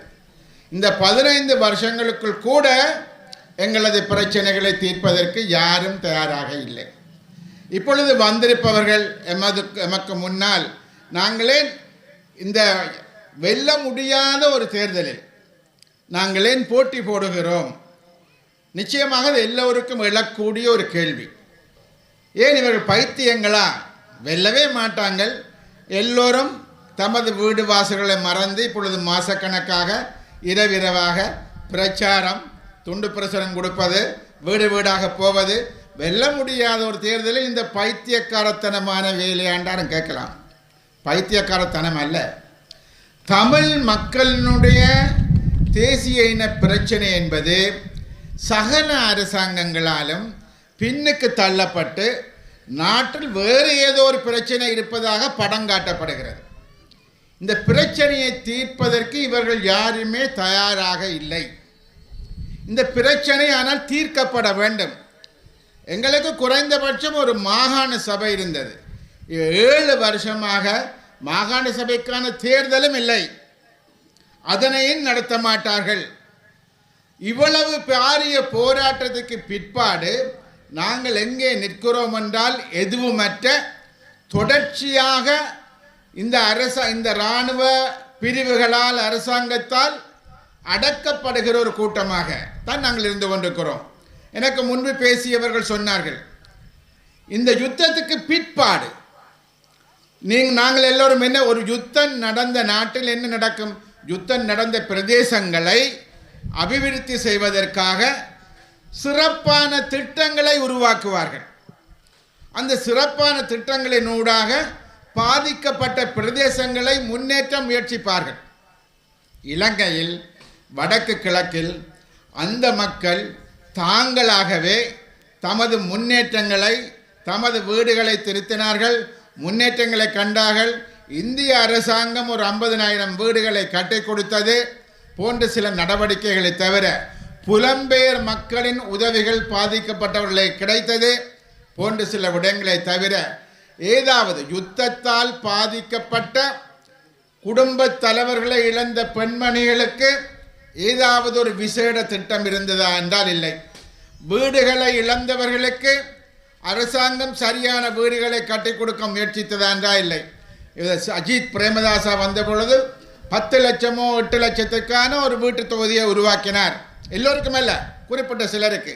ஆனால் அவர் இல்லாமல் போனதோடு அதுவும் இல்லாமல் போனது. அவ்வாறான ஒரு சூழ்நிலை தான் இருந்தது. ஆகவே இந்த ஜனாதிபதிகளாக வரக்கூடியவர்கள் யாரும் தமிழ் மக்களினுடைய எந்த ஒரு அபிவிருத்தியிலும் சரி, தமிழ் மக்களினுடைய உரிமைகளை கொடுப்பதிலும் சரி, தமிழ் மக்களுடைய இனப்பிரச்சனையை தீர்க்க வேண்டும் என்பதிலும் சரி, அவர்கள் அவ்வாறான எந்த சிந்தனையும் மற்றவர்களாகத்தான் இருக்கிறார்கள். இப்பொழுது நாங்கள் ஜனாதிபதியாக இருக்கக்கூடிய ரணில் விக்ரமசிங்க அவர் இப்பொழுது 2 வருஷங்கள் ஜனாதிபதியாக இருக்கிறார். எங்களுக்கு இந்த எங்களுடைய அரசியல் சட்டத்தில் ஒரு சில உரிமைகள் மாகாணங்களுக்கு கொடுக்கப்பட்டிருக்கிறது. அதுதான் எல்லோரும் 13ஆம் திருத்தச் சட்டம் என்று சொல்வார்கள். குறைந்தபட்சம் இந்த ஜனாதிபதியாக வந்தவர் உடனடியாகவே இந்த மாகாண சபை தேர்தல்களை நடாத்தி இருக்கலாம், அதற்கான முயற்சிகளை மேற்கொண்டிருக்கலாம். மாகாணங்களை அவ்வாறு நடத்துவதனூடாக குறைந்தபட்சம் சில உரிமைகளையாவது மக்கள் அனுபவிக்கக்கூடியதாக இருந்திருக்கும். அதனை அவர் செய்யவில்லை. இப்பொழுது வந்து கூறுகிறார், நான் மீண்டும் ஜனாதிபதியானால் போலீஸ் அதிகாரம் தவிர்ந்த ஏனைய அதிகாரங்களை நாங்கள் கொடுப்போம் என்று இப்பொழுது பேசுகிறார். ஏற்கனவே கேட்டார்கள், 2 வருஷம் நீங்கள் இருந்தீங்கள், என்ன செய்தீங்கள்? எங்களோட விக்னேஸ்வரன் ஐயா ஒரு இடைக்கால சபையை உருவாக்குவதற்கான சில கோரிக்கைகளை முன்வைத்தார். 10 நாட்களுக்குள் எல்லாம் நடக்கும் என்றார்கள். எதுவுமே நடக்கவில்லை. விக்னேஸ்வரன் ஐயா சொன்னார், நான் ஏமாற்றப்பட்டு விட்டேன். இதைத்தான் இதற்கு முன்பாக மைத்திரிபால சிறிசேன அரசாங்கத்தில் 4 வருஷம் பேசினார்கள். புதிய அரசியல் சாசனம் கொண்டு வருகிறோம் 4 வருஷம் பேசினார்கள். இறுதியாக சம்பந்தரையா என்ன சொன்னார்? நான் ஏமாற்றப்பட்டு விட்டேன் என்று சொன்னார். இவை எல்லாவற்றுக்கும் பிற்பாடுதான் இவ்வாறானவர்களுக்கு நீங்கள் கூறுங்கள், நாங்கள் வாக்களிப்பதால் என்ன பிரயோசனம்? இவர்களுக்கு வாக்களிப்பதால் எங்களுக்கு, எங்களோட மக்களுக்கு, எங்களுடைய எதிர்காலத்திற்கு என்ன கிடைக்கிறது? ஆகவே இந்த முறையும் ஒரு கால் வாக்களிக்கலாம் என்றால் ஏன்? இதனால் மக்களுக்கு என்ன கிடைக்கப் போகின்றது? இதில் வந்திருப்பவர்கள் யாருக்கும் இந்த தேர்தலுக்கூடாக எனது கட்சியன் வளருமொண்டோ நான் வளருவேன் என்பது கிடையாது. நாங்கள் வந்திருப்பது தமிழ் மக்களினுடைய இனப்பிரச்சனையை தீர்ப்பதற்கு இந்த தேர்தலை ஒரு களமாக நாங்கள் பயன்படுத்த வேண்டும். ஏறத்தாழ 1 வருஷமாக பல கட்சிகள் இதை பற்றி விவாதித்தது. EPR, லெஃப்ட் எல்லோ, தமிழ் தேசிய கட்சி, புலட்போன பல கட்சிகள் இதை விவாதித்து நாங்கள் இந்த சந்தர்ப்பத்தை பயன்படுத்தி கொள்ள வேண்டும். ஒரு மாற்றத்தை உருவாக்க வேண்டும். இன பிரச்சனை தீர்வை நோக்கி நாங்கள் வாயை மூடிக்கொண்டிருந்தால் எதுவும் நடக்காது. அந்த மாற்றத்தை கொண்டு வருவதற்கான ஒரு களமாக இது பயன்படுத்தப்பட வேண்டும். உங்களுக்கு தெரியும், இப்பொழுது யாழ்ப்பாண மாவட்டத்தில் முழு சிங்கள தரப்பும் இங்கே முகாமிட்டிருக்கிறது. இன்றைக்கு நாமல் ராஜபக்ஷ வந்திருக்கிறார். நேற்றைக்கு சஜித் பிரேமதாசனுடைய பெண்டாட்டி வந்திருந்தார். சஜித் பிரேமதாசாவும் பல தடவை வந்து போனார். ரணில் விக்ரமசிங்க வந்தார், ஹோட்டல் வழியே நிற்பார். ஏன் எல்லாரும் வரையினம்? இதுவரை காலம் இவையில நீங்கள் கண்டிருக்கவே மாட்டீங்களே. ஏன் வரையினம்? 21ஆம் தேதி தேர்தல், எங்களுடைய வாக்கு வேணும். நாங்கள் ஏற்கனவே இவர்கள் கேட்ட மாதிரி போட்டோம், எதுவும் நடக்கவில்லை. இப்போ என்ன செய்யணும்? தமிழ் தரப்பு ஒரு பொது வேட்பாளரை நிறுத்திவிட்டது. அவர் எல்லோருக்கும் தெரியும், வடகிழக்கு தமிழ் வாக்கு ஒருத்தனுக்கும் ஒரு கழுதைக்கும் கிடைக்காது என்பது தெரியும். அது நாங்கள் நிறுத்திய தமிழ் வேட்பாளருக்கு மாத்திரம்தான் சங்கு சின்னத்துக்கு என்பதும் இவர்களுக்கு தெரியும். இது தெரிந்ததுக்கு பிற்பாடுதான் எல்லாரும் படையெடுக்கணும். முன்னர் நடந்த ஜனாதிபதி தேர்தலில் இந்த படையெடுப்புகளே கிடையாது. அவர்கள் இங்கு வருவதும் கிடையாது. ஏனென்றால் அவர்கள் சொன்னார், நாங்கள் சொன்னால் தமிழன் போட்டுருவான். ஆனால் இன்றைக்கு நிலவரம் அது அல்ல. ஒரு வேட்பாளர் நிறுத்தப்பட்டிருக்கிறார், தங்களுக்கு வாக்கு கிடைக்காது, ஆகவே வருகிறார்கள். கோடிக்கணக்கான நிதி செலவு செய்யப்படுகிறது, கொஞ்ச நஞ்சம் அல்ல. ஒரு கூட்டத்துக்கு நீங்கள் பார்த்தீங்கன்னா பல கோடி. அன்றைக்கு உடுப்பட்டியில் போட்ட ஒரு கூட்டத்துக்கு பஸ்ஸுக்கு மாத்திரம் 1.5 கோடி. வந்து போனவர்களுக்கு சாப்பாடு, கையூட்டு, அது இன்னும் சில கோடி. எங்கே இருந்து வருது? ஆற்ற காசு. இவர்கள் தான் எங்களுக்கு சொல்லினோம் என்னென்றால், இந்த நாட்டில் ஊழல் மலிஞ்சுதானா இந்த நாடு சின்னாபின்னா போனது. இதுகளெல்லாம் ஊழல் இல்லாமல் வேறு எது ஊழல்? எவ்வளவுக்கு, என்ன காரணத்துக்காக இவ்வளவு செலவு? நீங்கள் என்ன விதமான கலாச்சாரத்தை உருவாக்குகிறீர்கள்? அரசியல் என்பது மக்கள் உணர்ந்து செயற்பட வேண்டியது. நீங்கள் கோடிக்கணக்காக செலவு செய்வீர்கள், கொண்டு வந்து கூட்டத்தை காட்டுவீர்கள், மக்கள் வந்து உங்களுக்கு வாக்களிப்பார்கள் என்று ஒரு பிழையான கலாச்சாரத்தை உருவாக்குகிற ஒரு விஷயம்தான் நடக்கிறது. ஆனால் நிச்சயமாக நாங்கள் ஒரு விடயத்தை இவர்களுக்கு தெளிவுபடுத்துவோம். இந்த தேர்தலில் நாங்கள் போட்டியிடுகிறோம் என்றால் அந்த சிங்கள சமூகத்திற்கும் சிங்கள அரசியல் கட்சிகளுக்கும் ஒரு விடயம் தெளிவாக வேண்டும். தமிழ் மக்களுடைய தேசிய இன பிரச்சனை தீர்க்கப்படாமல் இந்த நாடு உருப்படாது என்பதை அவர்களுக்கு புலப்பட வைக்க வேண்டும். என்ன சொல்லினோம்? நாங்கள் வந்தால் பொருளாதாரம் வளம் பெறும். நான் கேட்குறேன், இன்றைக்கு உங்களுக்கு அம்மாமாருக்குத்தான் தெரியும், இன்றைக்கு உங்களுக்கு 1000 ரூபா உங்களோட கையில் கிடைச்சால் இன்றைக்கு சாப்பாட்டு போதுமோ? போதாது. ஒருதன் கடையில் போய் ஒரு தேத்தண்ணியும் ஒரு வடையும் சாப்பிட்டு வந்தாலே 500 ரூபா போயிடும். ஒரு வடைன்ற பெறுமதி 180 ரூபா. எங்களோட காலத்தில் எங்களையும் கேள்விப்பட்டிருப்போமோ? உளுந்து கிடைக்குமோ, பயிறு கிடைக்குமோ? இந்த வள்ளல்ல என்ன சொல்லினோம்னா, நாங்கள் வந்தால் பொருளாதாரத்தை வளப்படுத்துவோம். இந்த நாடு ஏற்கனவே வங்குரோத்தா போனதுக்கு காரணமே என்னென்று சொன்னால், இங்கு நடந்து ஒரு பாரிய யுத்தம். இந்த யுத்தத்தை நடாத்துவதற்கு இந்த ஏஆர் ஜெயவர்தனாவிலிருந்து இறுதியான மஹிந்த ராஜபக்ஷ வரையில் உலகத்தில் வேண்டிய கடன் கொள்வனவு செய்த ஆயுத தளபாடங்களுடைய விலை என்ன தெரியுமோ? 25,000 கோடி அமெரிக்க டாலர்கள். இவ்வளவு ஆயிரக்கணக்கான கோடிக்கே நீங்கள் ஆயுத தளபாடங்களை வேண்டி அதில் என்ன செய்த நீங்கள்? அதனால் வடக்கு கிழக்கை அழித்த நீங்கள். அப்போ வேண்டின சாமானும் பிழையானது, நீங்கள் செய்த சேவையின் நாட்டை அழித்தது. ஆகவே இதனால் உங்களோட வங்குரோத்துத்தனத்துக்கான அடிப்படை காரணமே அதுதான். இதுக்கு மேலே இன்றைக்கு ஊழலுக்கு எதிராக பேசுகிறார்கள் சஜித் பிரேமதாசாவோ அல்லது ரணில் விக்ரமசிங்க 1500 கோடி ஊழலுக்காக நீதிமன்றம் போய் வந்தவர். இவர் வந்து ஊழலை இல்லாமல் செய்வார் என்று சொன்னால் என்னுடைய கருத்து என்ன? ஆகவே நாங்கள் இவர்களுக்கு ஒரு செய்தியை சொல்ல விரும்புகின்றோம். இந்த நாட்டில் பொருளாதாரம் வளம் பெற வேண்டுமென்றால் முதல் பிரச்சனையினுடைய மட்டங்களை தெரிந்து கொள்ளுங்கள். தமிழ் மக்களுடைய இனப்பிரச்சனையை தீருங்கள். அப்படி தீர்ப்பதனூடாகத்தான் உங்களால் ஒரு படி முன்னே போக முடியும். நாங்கள் கொடுக்க போகிற இந்த வாக்குகள், அது 5 லட்சமோ 10 லட்சமோ வாக்குகள், அது சங்கு சின்னத்துக்கு விழுகிற பொழுது எல்லோருமே பார்ப்போம், இத்தனை லட்சம் வாக்குகள் இதுக்கு கிடைத்திருக்கிறது என்றால் நாளைக்கு இந்தியாவோ அமெரிக்காவோ இலங்கையுடன் பேசுகிற பொழுது கூட என்ன சொல்வார்கள்? அவ்வளவு லட்சம் மக்கள் அதுக்காக வாக்களித்திருக்கிறார்கள், இன்னும் இந்த பிரச்சனையை தீர்க்காமல் ஏன் இழுத்தடிக்கிறீர்கள் என்ற கேள்வியை எழுப்புவார்கள். ஆகவே அதற்கான ஒரு களத்தை உருவாக்க வேண்டும். இதனுடைய முக்கிய நோக்கம் தமிழ் மக்களுடைய இன பிரச்சனையை தீர்ப்பதற்கு கதவுகளை திறந்து விடுதல், சில முயற்சிகளை மேற்கொள்ளல். ஆகவேதான் இந்த இந்த இந்த ஜனாதிபதி தேர்தல், ஆகவேதான் சங்கு சின்னத்தில் ஒரு பொது வேட்பாளரை நாங்கள் நிறுத்துவதான முடிவுகளை எடுத்தோம். இது ஒரு இலகுவான முடிவு அல்ல.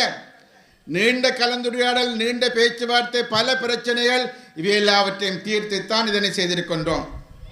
வெட்கக்கேடான விஷயம் என்னவென்றால், நிலைமைகள் இவ்வாறு இருக்க தங்களை சில படித்தவர்கள் என்று அல்லது பெரிய சட்டத்தரணிகள் என்று சொல்லக்கூடிய சுமந்திரன் போன்றோர் என்ன சொல்கிறார்கள் என்றால், இது ஒரு நாசகாரமான வேலை, இது இல்லை, இதை நான் தோற்கடிப்பேன், இது தோற்கடித்தாகப்பட வேண்டும் என்று, இதுக்கு தான் சிங்கள மக்களுக்கு, அதாவது சஜித்துக்குத்தான் வாக்களிக்க வேண்டும் என்று சொல்லக்கூடியவராக இருந்தால், இவர் உண்மையிலேயே இவருக்கும் சஜித்துக்கும் இடையில் உள்ள கள்ள உறவுகள் என்ன என்பதையும் நாங்கள் புரிந்து கொள்ள வேண்டும். ஆகவே மக்களினுடைய உரிமைகளுக்காக நாங்கள் வாக்களிக்க போகிறோமா, அல்லது சுமந்திரன் போன்றோருடைய பிழையான நடவடிக்கைகளை ஆதரித்து நாங்கள் வாக்களிக்க போகிறோமா என்பதை நாங்கள் யோசிக்க வேண்டும். ஆகவே எனதருமை சகோதர சகோதரர்களே, இந்த நேரம் என்பது, இந்த காலம் என்பது, இந்த ஜனாதிபதி தேர்தல் களம் என்பது தமிழ் மக்களினுடைய உரிமைகளை பெற்றுக்கொள்வதற்கான நகர்வுகளை மேற்கொள்வதற்கான ஒரு இடமாக, ஒரு ஓப்பனிங்காக, அதற்கூடாக சென்று நாங்கள் அரசாங்கத்துக்கு அழுத்தம் கொடுப்பதற்காக என்பதை நீங்கள் நினைவில் கொண்டு, நீங்கள் கட்டாயம் 21ஆம் தேதி வெறும் முரசொலி சுற்று வட்டாரம் அல்ல, முழு இடங்களும் கோப்பாய் தொகுதியினுடைய நீங்கள் செல்லக்கூடிய, பேசக்கூடிய, காணக்கூடிய அனைவருக்கும் சங்குக்கு வாக்களிக்குமாறு கேட்டு, இந்த சங்குக்கு வாக்களிப்பதனூடாக நாங்கள் ஏதோ அவரை பெரிய மனிதனாக்கப் போவது கிடையாது. எங்களது உரிமைகளை ஒரு உரத்த குரலில் லட்சக்கணக்காக ஒன்று திரண்டு எமது புல்லடியினூடாக நாங்கள் சொல்வதனூடாக நிச்சயமாக நாங்கள் எமது தீர்வை நோக்கி போவதற்கு அது ஒரு உந்து சக்தியாக இருக்கும் என்று நம்புகின்றேன். ஆகவே அதனை மனதில் கொண்டு வாக்களிக்குமாறு கேட்டு எனக்கு இந்த சந்தர்ப்பத்தை தந்தமைக்கு நன்றி கூறி விடைபெறுகிறேன். நன்றி. ஒழுங்கமைப்பாளராக செயற்பட்டு கொண்டிருக்கின்ற அன்புக்குரிய தம்பி, தமிழ் தேசிய கட்சியின் முன்னணி உறுப்பினர்களில் ஒருவர், உங்கள் எல்லோருக்கும் நன்கு தெரிந்த இளைஞர் பகீரதன் அவர்களே, எனக்கு முன்னாலே உரையாற்றிய முன்னாள் பாராளுமன்ற உறுப்பினரும் ஈழ மக்கள் புரட்சிகர விடுதலை முன்னணியின் தலைவருமான தம்பி சுரேஷ் பிரேமச்சந்திரன் அவர்களே, கோப்பாய் பிரதேச சபையின் முன்னாள் தலைவர், டெல்லோ இயக்கத்தின் வளரும் இளம் தலைவர்களில் ஒருவரான தம்பி நிரோஷ் அவர்களே, தமிழ் தேசிய கட்சியின் பிரசார செயலாளர், சட்ட மாணவர் தம்பி ஜனார்த்தனன் அவர்களே, இங்கே பேசிவிட்டு அவசர காரணங்களுக்காக ஏற்கனவே சென்றிருக்கிற தம்பி மணிவண்ணன் அவர்களே, சகோதர சகோதரிகளே, பெரியோர்களே, குழந்தைகளே, உங்கள் எல்லோருக்கும் என்னுடைய தாழ்மையான வணக்கம். இந்த கூட்டம் வித்தியாசமானது. மேடை போடாமல் சமதரையிலே நீங்களும் நாங்களுமாக கலந்து கொள்ளுகிற கூட்டம். இதைவிட இந்த கூட்டத்தின் ஆரம்ப பேச்சாளர்களாக 3 இளம் பேச்சாளர்களை நாங்கள் நிறுத்தியிருந்தோம். அது இன்னொரு விடயம். அளவுக்கு மீறிய எண்ணிக்கையிலே பேச்சாளர்களை குவிக்காமல் அளவோடு இந்த கூட்டத்திலே உங்களுக்கு கருத்துக்களை தெரிவித்துவிட்டு நீங்களும் நாங்களும் எங்கள் கடமைகளை தொடர்வதற்காக நேரத்தோடு வீடு செல்லக்கூடிய விதத்திலே ஒழுங்குகளை அமைத்திருக்கிறோம். அந்த வகையிலே நான் நம்புகிறேன், இறுதி பேச்சாளர் நான் என்று நான் நம்புகிறேன். நான் அதிக நேரம் எடுக்க மாட்டேன். எனக்கு முன்னாலே பேசியவர்கள் பல விடயங்களை தெரிவித்திருக்கிறார்கள். நான் ஒரு சில விஷயங்களை மாத்திரம் உங்களுடைய கவனத்துக்கு கொண்டு வர விரும்புகிறேன். இந்த தேர்தல் மிக முக்கியமானது. முழு நாட்டுக்கும் அரசு தலைவரான ஜனாதிபதியை தேர்வு செய்கிற தேர்தல். இந்த தேர்தலிலே பலர் போட்டியிட்டாலும் 4 பிரதான சிங்கள வேட்பாளர்கள் களத்திலே இருக்கிறார். ஒருவர் இன்றைய ஜனாதிபதி ரணில் விக்ரமசிங்க, நீண்ட காலம் பிரதமராக இருந்தவர்.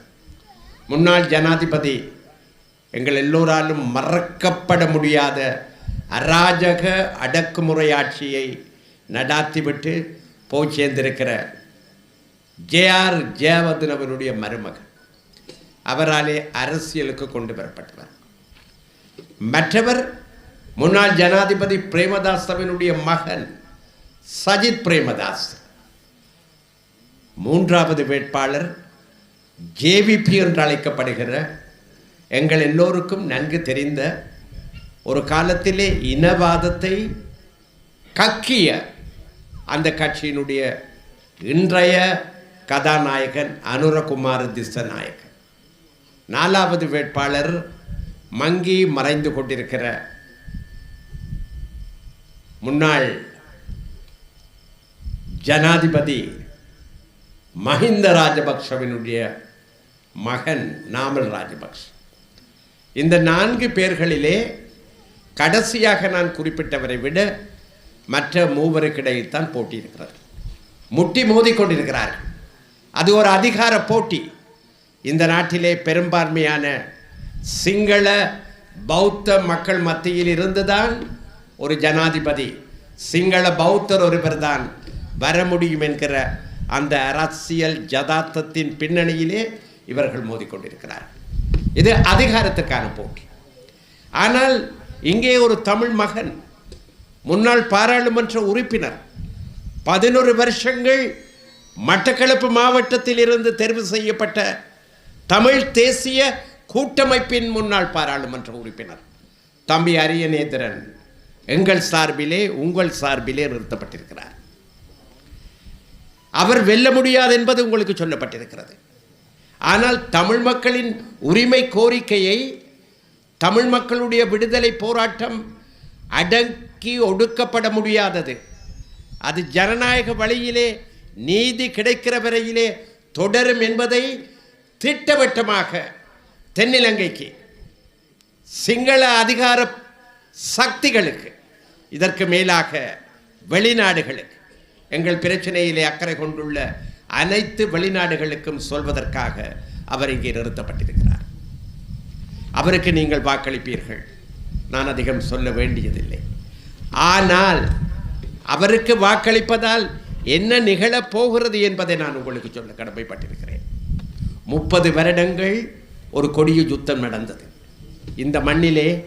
முழு வடகிழக்கிலும், பருத்தித்துறையிலிருந்து பொத்துவில் வரையிலே, மேற்கே மன்னாரிலிருந்து கிழக்கே மட்டக்களப்பு வரையிலே கிட்டத்தட்ட 8800 சதுர மைல் பிரதேசம். இலங்கை தீவின் நிலப்பரப்பிலே 1/3 எங்களுடைய தமிழ் பிரதேசத்துக்குள்ளே இருக்கிறது. இந்த பிரதேசத்திலே எங்கள் இளைஞர்கள், யுவதிகள் மற்றும் அப்பாவி பொதுமக்களின் எலும்பு கூடுகள், மண்டை ஓடுகள் சிதறி கிடக்கின்றன. காரணம் யுத்தம். அவர்கள் அழிக்கப்பட்டிருக்கிறார்கள், கொல்லப்பட்டிருக்கிறார்கள். ஆயிரக்கணக்கில் எமது மக்கள் காணாமல் ஆக்கப்பட்டிருக்கிறார்கள். அவருடைய உறவுகள் அவர்களை தேடிக்கொண்டிருக்கின்றன. என்னுடைய ஒரு தங்கை கூட அந்த தேடுகிற அந்த கூட்டத்துக்குள்ளே இருக்கிறார். முள்ளிவாய்க்கால் பகுதியிலே யுத்தத்தின் கடைசி நாட்களிலே அங்கிருந்து படகில் புறப்பட்டு வந்த 27 பேர்களிலே அடங்கியிருந்த 2 இளைஞர்களிலே தன்னுடைய ஒரு மகன் இன்னமும் கண்டெடுக்கப்படவில்லை, காணப்படவில்லை என்ற அடிப்படையிலே அவள் தேடிக்கொண்டிருக்கிறாள். இவையெல்லாம் ஒரு சோக கதைகள். நீங்களும் நாங்களும் எங்கள் நெருங்கிய உறவுகளுக்குள்ளே போராடிய இளைஞர்களாக, யுவதிகளாக, ஆக குறைந்தது ஒருவரையாவது எங்கள் நெருங்கிய உறவுகளிலே, உறவு வட்டத்துக்குள்ளே இழந்திருக்கிறோம். அந்த இழப்பு வலி உங்களுக்கும் எங்களுக்கும் பொதுவானது. ஆனால் இந்த போட்டியிடுகிற சிங்கள வேட்பாளர்களுக்கு இவையெல்லாம் மறந்து போகிற விஷயங்கள் அல்லது தெரிந்தும் தெரியாத விஷயங்கள். யுத்தம் முடிந்து 15 வருடங்கள் இந்த பிரச்சனை தீரவில்லை.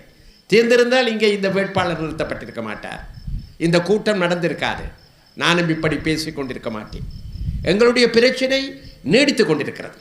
நாங்கள் எதற்காக போராடினோம்? நாங்கள் சாப்பிடுகிற உணவு ஜீரணிக்கவில்லை என்பதற்காகவா? இல்லை. அல்லது நாங்கள் ஆட்சி அதிகாரத்திற்காகவா? இல்லை. நாங்கள் இந்த மண்ணிலே இரண்டாந்தர பிரஜைகளாக, அரசியல் அடிமைகளாக, இந்த நாட்டின் பெரும்பான்மை மக்களாலே தெரிவு செய்யப்படுகிற அரசாங்கங்களாலே மிதித்து துவைக்கப்படுகிற மக்கள் கூட்டமாக வாழ தயாரில்லை என்பதற்காகத்தான் நாங்கள் போராடினோம். முதலிலே அகிம்சை வழியிலே, பிறகு ஆயுத போராட்டம். ஆயுத போராட்டம் 30 வருடங்கள், அதிலும் 26 வருஷங்கள் மிக உக்கிரமாக நடந்தது. 83 2009 வரை. அந்த யுத்தம் முடிந்து 15 வருஷங்கள். சிந்தித்து பாருங்கள், யுத்தம் முடிவடைந்த பொழுது பிறந்த ஒரு ஆண் பிள்ளை இப்போது ஒரு இளைஞனாக வளர்ந்து கொண்டிருக்கிறான். பெண் பிள்ளை ஒரு யுவதியாக வளர்ந்து கொண்டிருக்கிறான். 15 வருடம் என்பது சாதாரண காலம் அல்ல. இந்த 15 வருடம் முடிவடைந்த பின்னரும் ஏன் இந்த பிரச்சனை தீர்க்கப்படவில்லை? ஆட்சிக்கு வருகிற சிங்கள தலைவர்கள் எங்களை உரிமையுள்ள மக்களாக பார்க்கவில்லை. அதை முதலிலே புரிந்து கொள்ள வேண்டும். இப்பொழுது வருகிறார்கள், அலங்காரமாக உடுத்திக்கொண்டு பெண்கள் கூட வருகிறார்கள். அன்றைக்கு பார்த்தேன், எங்களிலே ஒரு இளமான்மகன் அங்கிருந்து வந்த அழகிய ஒரு பெண்மணிக்கு மாலையிட்ட அந்த அலங்கோல காட்சியை நான் பார்த்தேன். டிவியிலே காட்டினார்கள். எங்கள் பண்பாட்டுக்கு விரோதமான ஒரு காட்சி. அவர்களுக்கு அது சாதாரணம். ஆனால் எங்கள் பண்பாட்டிலே அப்படி நடக்க முடியாது. அவர்கள் ஏன் வருகிறார்கள்? வாக்குகள் தேவைப்படுகின்றன. தேர்தல் முடிந்ததும் அவர்கள் போய்விடுவார்கள். நாங்கள் இருப்போம் பிரச்சனைகளோ, நீதி கிடைக்காத மக்களாக. இப்படி நீடிக்க முடியாது. அதனால்தான் நாங்கள் உறுதியாக சொல்லுகிறோம், நாங்கள் பொறுமையின் எல்லைக்கு வந்துவிட்டோம். இந்த பிரச்சனையிலே எங்களுடைய நிலைப்பாட்டை நாங்கள் கைவிட முடியாது. நீண்ட காலமாக நடந்த எங்கள் போராட்டத்தை பொறுத்த மட்டிலே நாங்கள் ஏன் போராடினோம், எதற்காக போராடினோம் என்பதை நாங்கள் ஒரு பொழுதும் மறந்துவிட முடியாது. நாங்கள் நீதிக்காக போராடினோம். எமது மண்ணிலே நாங்கள் சுதந்திரமாக வாழ வேண்டும் என்பதற்காக போராடினோம். இந்த மண் எங்களுக்கு உரியது. இங்கே தான் நாங்கள் பாதுகாப்பாக வாழ முடியும். 58 கலவரம், 58 கலவரம் அல்ல, தாக்குதல், 77 தாக்குதல், 83 தாக்குதல், பிறகு தொடர்ச்சியான தாக்குதல்கள். இத்தனைக்கும் மத்தியிலே எங்கள் மண்ணில் தான் நாங்கள் வாழ முடிந்தது. இந்த மண்ணை நாங்கள் விட்டு கொடுக்க முடியாது. இது எங்களுக்குரிய மண். 3500 வருஷங்களுக்கு மேலாக பரம்பரையாக வாழையடி வாழையாக எங்கள் தமிழினம் வாழ்ந்து வருகிற மண். இங்கே எங்களுக்கென ஒரு அரசு இருந்தது. சுதந்திரமாக நாங்கள் ஒரு காலத்தில் வாழ்ந்தோம். ஆனால் போர்த்துகேய ஏகாதிபத்தியவாதிகள் பீரங்கிகளோடு வந்த பொழுது, அவர்களுக்கு எங்கள் மண்ணை காட்டி கொடுக்க ஒரு சில துரோகிகளும் முன் வந்த பொழுதுதான் யாழ்ப்பாண ராஜ்யம் 1619 வீழ்ந்தது. இது வரலாறு. அதுவரையிலே யாழ்ப்பாணத்திலும் பின்னர் வன்னியிலும் கூட எங்களுக்கு அரசுகள் இருந்தன. பண்டார வன்னியன் 1811 கிட்டத்தட்ட 212 வருஷங்களுக்கு முன்னர் வரையிலே தோற்கடிக்கப்படுகிற வரையிலே வன்னியிலே எங்கள் பிடி இருந்தது. இன்றைக்கு நிலைமை என்ன? சிங்கள குடியேற்றத்தாலே எங்கள் 8800 சதுர மைல் பிரதேசத்திலே கிட்டத்தட்ட 1/5 நாங்கள் இழந்திருக்கிறோம்.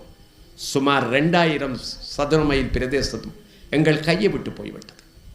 எங்களுடைய காடுகள் அழிக்கப்பட்டு எங்கெங்கோ இருந்தெல்லாம் சிங்கள மக்கள் கொண்டு வரப்பட்டு புதிய குடியேற்றங்கள் உருவாக்கப்பட்டு இன்றைக்கு கிழக்கு மாகாணத்திலே, கிழக்கு தமிழ் ஈழத்திலே சிங்கள மக்களுடைய ஜனத்தொகை ஒரு காலத்திலே 8% இருந்தது.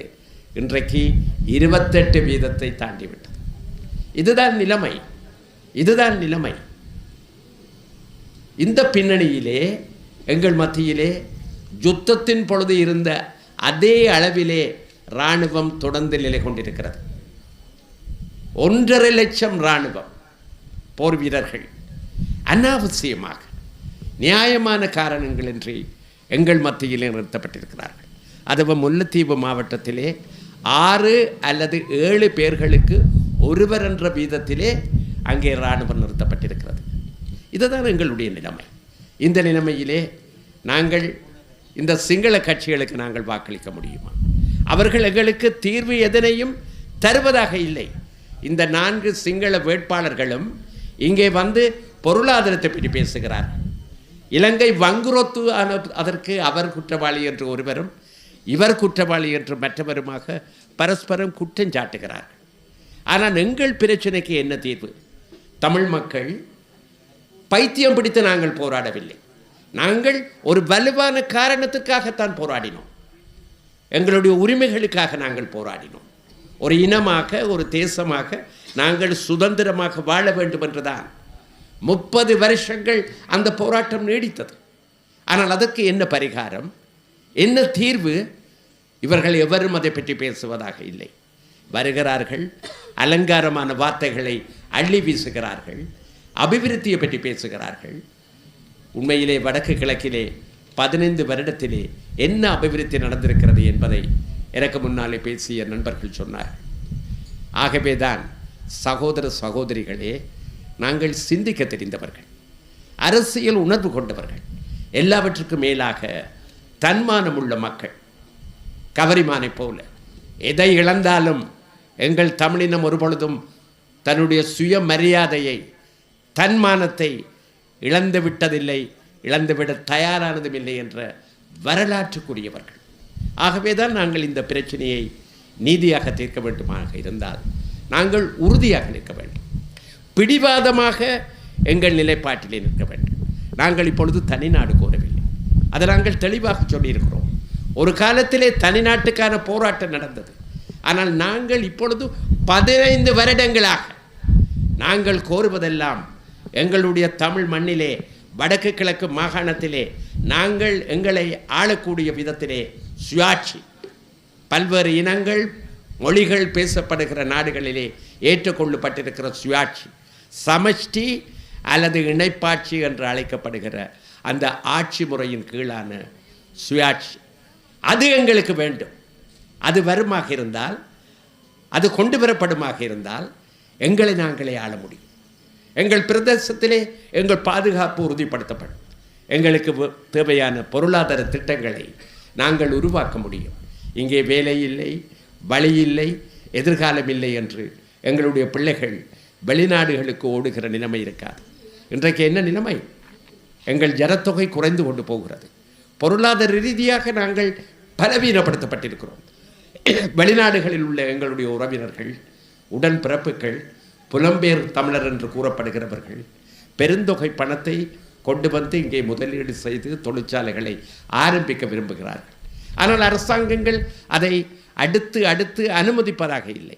என்ன சொல்லப்படுகிறது? ஏன் யாழ்ப்பாணத்திலே, வன்னியிலே, மட்டக்களப்பிலே போடுகிறீர்கள், தென்னிலங்கையிலே போடுங்கள் என்று. அதற்கான அனுமதி கொடுப்பதற்கு வடக்கு கிழக்கிலே எங்கள் மண்ணிலே வெளிநாடுகளில் உள்ள தமிழர்கள் முதலீடு செய்வதற்கு தடைகள் போடப்படுகின்றன. இவை எல்லாவற்றையும் நாங்கள் சகித்து கொண்டிருக்க முடியாது. பேசி பேசி ஒரு அடிமை இனமாக நாங்கள் தொடர்ந்து துன்பப்பட முடியாது. அதனால்தான் நாங்கள் உறுதியான ஒரு தீர்மானத்துக்கு வந்திருக்கிறோம். Now or never. இப்பொழுது இல்லை என்றால் இனிமேல் ஒருபோதும் இல்லை. இந்த பிரச்சனை இப்படியே போக முடியாது. இது தீர்க்கப்பட்டாக வேண்டும். உறுதியாக நாங்கள் சொல்கிறோம், இந்த பிரச்சனையை நாங்கள் இப்பொழுது எங்கள் கைகளிலே எடுத்துக்கொள்ள தயாராகிவிட்டோம். அதனால் தான் ஒரு வேட்பாளரை நிறுத்தி இருக்கிறோம். அவர் கோருவதெல்லாம், அவர் ஊடாக நாங்கள் கோருவதெல்லாம் எங்கள் மண்ணிலே, எங்கள் பாரம்பரிய பிரதேசத்திலே, இலங்கை ஒரே நாடாக இருக்கின்ற நிலைமையிலே எங்கள் பிரதேசத்திலே எங்களுக்கு சுயாட்சி. இது ஒன்று புதிய விடயம் அல்ல, புதுமையான விடயம் அல்ல, இந்தியாவில் இருக்கிறது. 28 மாநிலங்கள் இருக்கின்றன. எனக்கு முன்னாலே பேசிய ஒரு தம்பி கூட அதை சொன்னார்.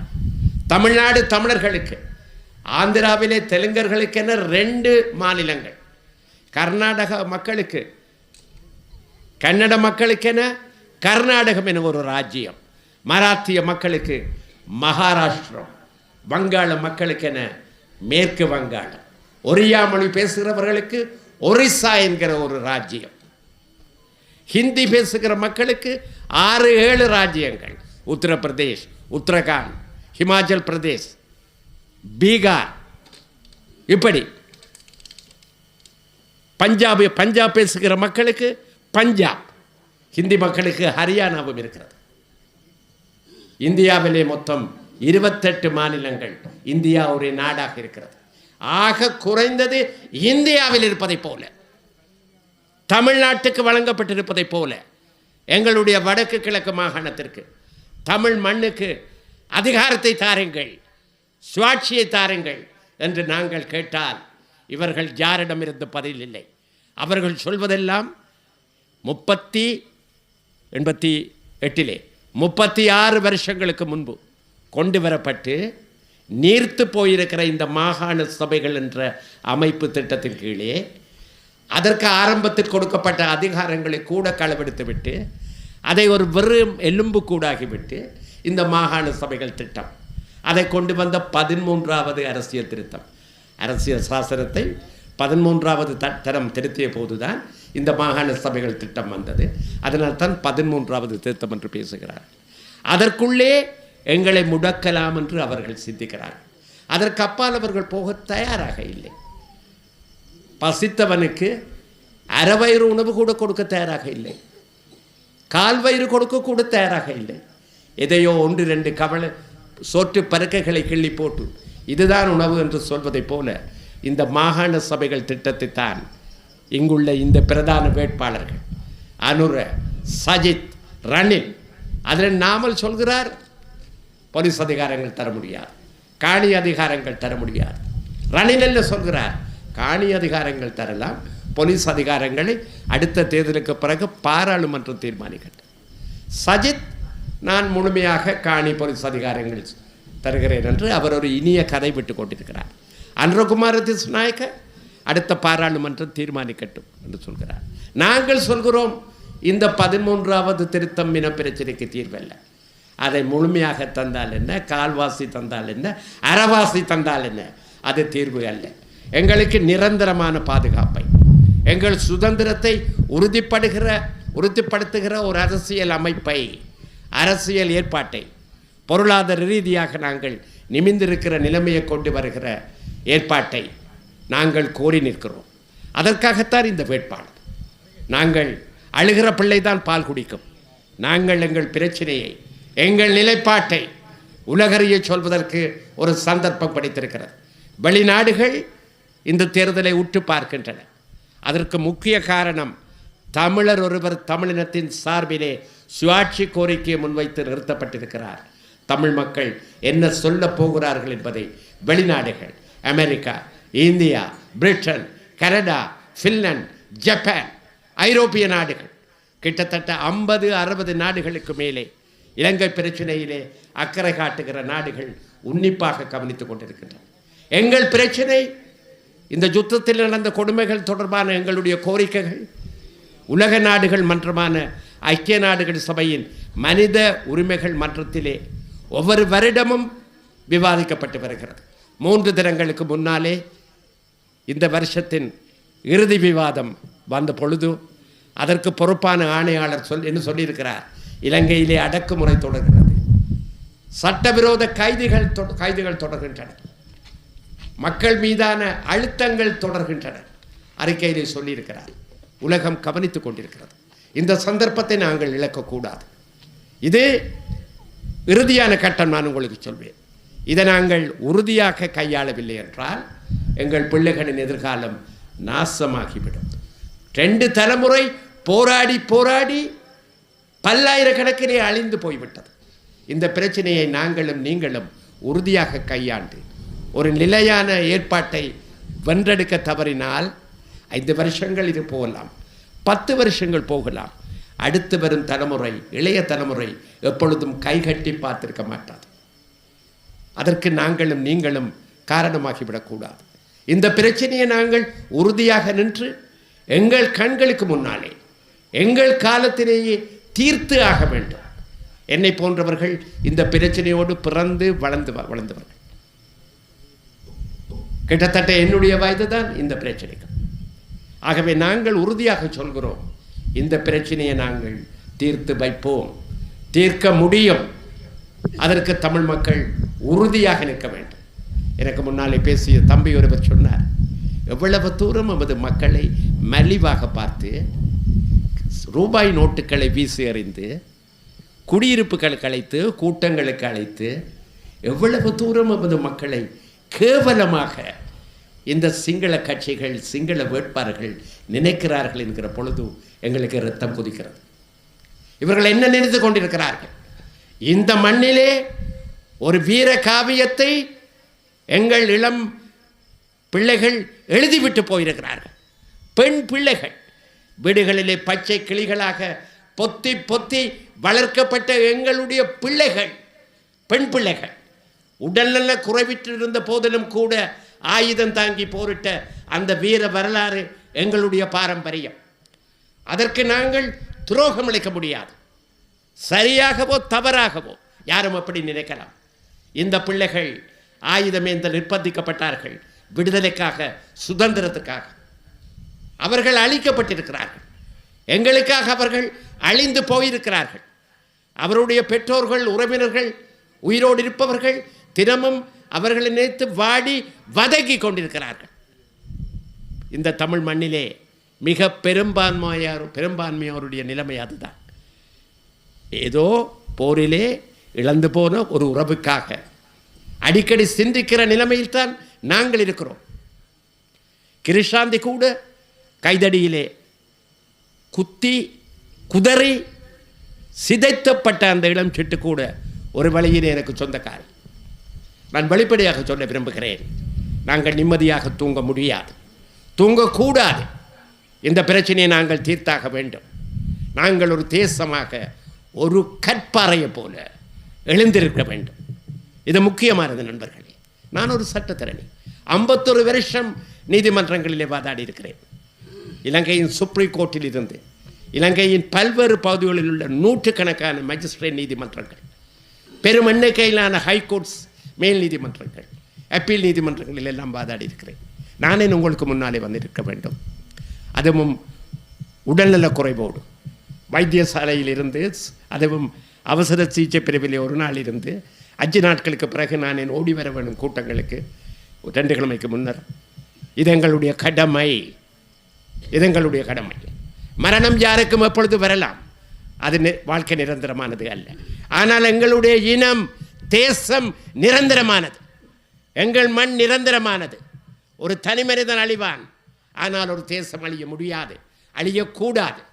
அந்த உறுதியோடு நண்பர்களே, சகோதர சகோதரிகளே, நீங்கள் உங்கள் கடமையை செய்ய வேண்டும். நீங்கள் செய்வீர்கள். ஆனால் இந்த கூட்டத்துக்கு வராத உங்களுடைய உறவினர்கள், நண்பர்கள், தெரிந்தவர்களுக்கு சொல்லுங்கள். சங்கைக்கு நேரே வாக்களிக்க சொல்லுங்கள். சங்கைக்கு மாத்திரம்தான் வாக்களிக்க சொல்லுங்கள். லட்சக்கணக்கிலே இங்கே வாக்களிக்கிற தமிழ் மக்களிலே வடக்கு கிழக்கிலே 75% தமிழ் மக்கள் தம்பி அரியநேத்தருடைய சங்கு சின்னத்திற்கு வாக்களித்து தங்கள் சுதந்திர வேட்கையை, அரசியல் தீர்வு இந்த பிரச்சனைக்கு வேண்டும் என்கிற எங்களுடைய இந்த கோரிக்கையை உரத்த குரலிலே உலகறிய சொல்ல முடியுமானால் மிகுதியை நாங்கள் பார்த்துக்கொள்வோம். எப்படி பார்த்துக்கொள்வது என்பது எங்களுக்கு நன்றாக தெரியும். ரணில் விக்ரமசிங்க, நான் சட்டக்கல்லூரியில் படித்த போது ஒரு வகுப்பு மேலே படித்தவர். பிரதம மந்திரி தினேஷ் குணவர்தன என்னுடைய வயது, ரணிலை போல எனக்கு நன்கு தெரிந்தவர். இன்றைய சஜித்தினுடைய தோழர் கிரியல்ல என்னோட ஒரே வகுப்பிலே படித்தவர், அவருடைய மனைவியும் கூட சட்டத்திறனிகள். ஆனால் இந்த தலைவர்கள் அனைவரும் எங்களுடைய பிரச்சனையில் அக்கறை கொண்டவர்கள் அல்ல. அவர்களுடைய கண்களிலே அடுத்த அரசாங்கத்தை அமைப்பது யார் இந்த மந்திரிகளாக, இந்த ஜனாதிபதி தேர்தலுக்கு பிறகு வருவது, எந்த கட்சி ஆட்சி அமைப்பது, இந்த கட்சிகள் அனைத்தும், இந்த தலைவர்கள் அனைத்தும் தங்களுடைய தவறான நடத்தையினாலே, மீண்டும் சொல்ல விரும்புகிறேன், இந்த நாட்டை கொள்ளையடித்து வங்குரோத்தாக்கி விட்டிருக்கிறார்கள். இப்பொழுது நீ செய்தாயா நான் செய்தாயா என்று பட்டிமன்றம் விவாத மேடை அவர்களுக்குள்ளே நடக்கிறது. அது அதிகார போட்டி. அதற்குள்ளே எங்களுக்கு இடமில்லை. நாங்கள் சிக்கிக்கொள்ளக்கூடாது. நாங்கள் தெளிவாக இருப்போம். அவர்களுடைய பிரச்சனை வேறு, எங்களுடைய பிரச்சனை வேறு. இது ஜீவமரண போராட்டம், வாழ்க்கைக்கான போராட்டம். ஒரு தேசம் தன்னுடைய தனித்துவத்தை, தன்னுடைய மண்ணை, பாரம்பரியத்தை காப்பாற்றுவதற்கான போராட்டம், சுதந்திரத்தை நிலைநாட்டுவதற்கான போராட்டம். உலக நாடுகளை எடுத்து பாருங்கள். ஆப்பிரிக்க நாடுகள், காப்பிலிகள் என்று சொல்லப்பட்ட அந்த கருப்பின மக்கள், கிட்டத்தட்ட 30 நாடுகள் வெளிநாடுகளின் பூட்ஸ் காலடிகளுக்குள்ளே நசுங்கின காலம் இருந்தது. இன்றைக்கு அவை அத்தனையும் சுதந்திர நாடுகளாக இருக்கின்றன. அந்த நாடுகளின் கொடிகள் உலக அரங்கிலே பட்டொளி வீசி பறக்கின்றன. எங்கள் அயல்நாடு இந்தியா விடுதலைக்கு பெரிய விலையை கொடுத்தது. ஆனால் இந்த இலங்கை தீவினுடைய சிங்கள ஆட்சியாளர்களை பொறுத்த மட்டிலே இந்தியாவை விட்டு வெள்ளையர்கள் போன பொழுது இந்த சின்ன தீவுக்கும் அவர்கள் சுதந்திரத்தை கொடுத்து விட்டு போனார்கள். போராடாமல் இவர்கள் ஒரு நாட்டையே பெற்றுக்கொண்டார்கள், இந்த நாட்டினுடைய சிங்கள அரசியல்வாதிகள். அதனால்தான் அவர்களுக்கு சுதந்திரத்தினுடைய அர்த்தம் தெரியாமல் இருக்கிறது. எங்களுக்கும் அவர்கள் நீதி மறுக்கிறார்கள். ஆகவே தான் நண்பர்களே, சகோதர சகோதரிகளே, இந்த கூட்டத்திற்கு எந்த விதமான கவர்ச்சிகரமான ஈர்ப்புகளும் இல்லாமல் உங்களுடைய பிரசன்னத்தை நீங்கள் உறுதிப்படுத்தி இருக்கிறீர்கள். மக்கள் ஒரு கூட்டத்திற்கு இந்த அளவிலாவது திரண்டு வருகிறார்கள் என்றால் நான் உறுதியாக நம்புகிறேன், உங்களுடைய இந்த உணர்வு இருக்கிற வரையிலே எங்களை யாரும் வெல்ல முடியாது, எங்களை யாரும் தோற்கடிக்க முடியாது. எங்களுக்குள்ளே 1000 பிரச்சனை இருக்கலாம் ஒரு சமூகம் என்ற முறையிலே. ஆனால் நாங்கள் ஒரே சமூகம் என்ற இன்னொரு பார்வையிலே, நாங்கள் ஒரே குடும்பமாக, ஒரே குலமாக, ஒரே இனமாக, தமிழர்கள் அனைவரும் ஒரே குலம், ஒரே இனம், ஒரே ஜாதி என்ற அடிப்படையிலே, ஒரே தேசம் என்ற அடிப்படையிலே நாங்கள் எழுந்து நிற்க தீர்மானித்து விட்டோம் என்பதை எதிர்வரும் 21ஆம் தேதி நீங்கள் உலகறிய சொல்ல வேண்டும். நான் ஏற்கனவே சொன்னது போல அதனை நீங்கள் செய்தால் இந்த பிரச்சனை தானாக தீரும், எங்களுக்கும் விடிவு வரும், எங்கள் மக்களுக்கு, எங்கள் எதிர்கால சந்ததிகளுக்கு விடிவு வரும் என்று கூறி, நன்றி கூறி என்னுடைய பேச்சினை நிறுத்திக் கொள்கிறேன்.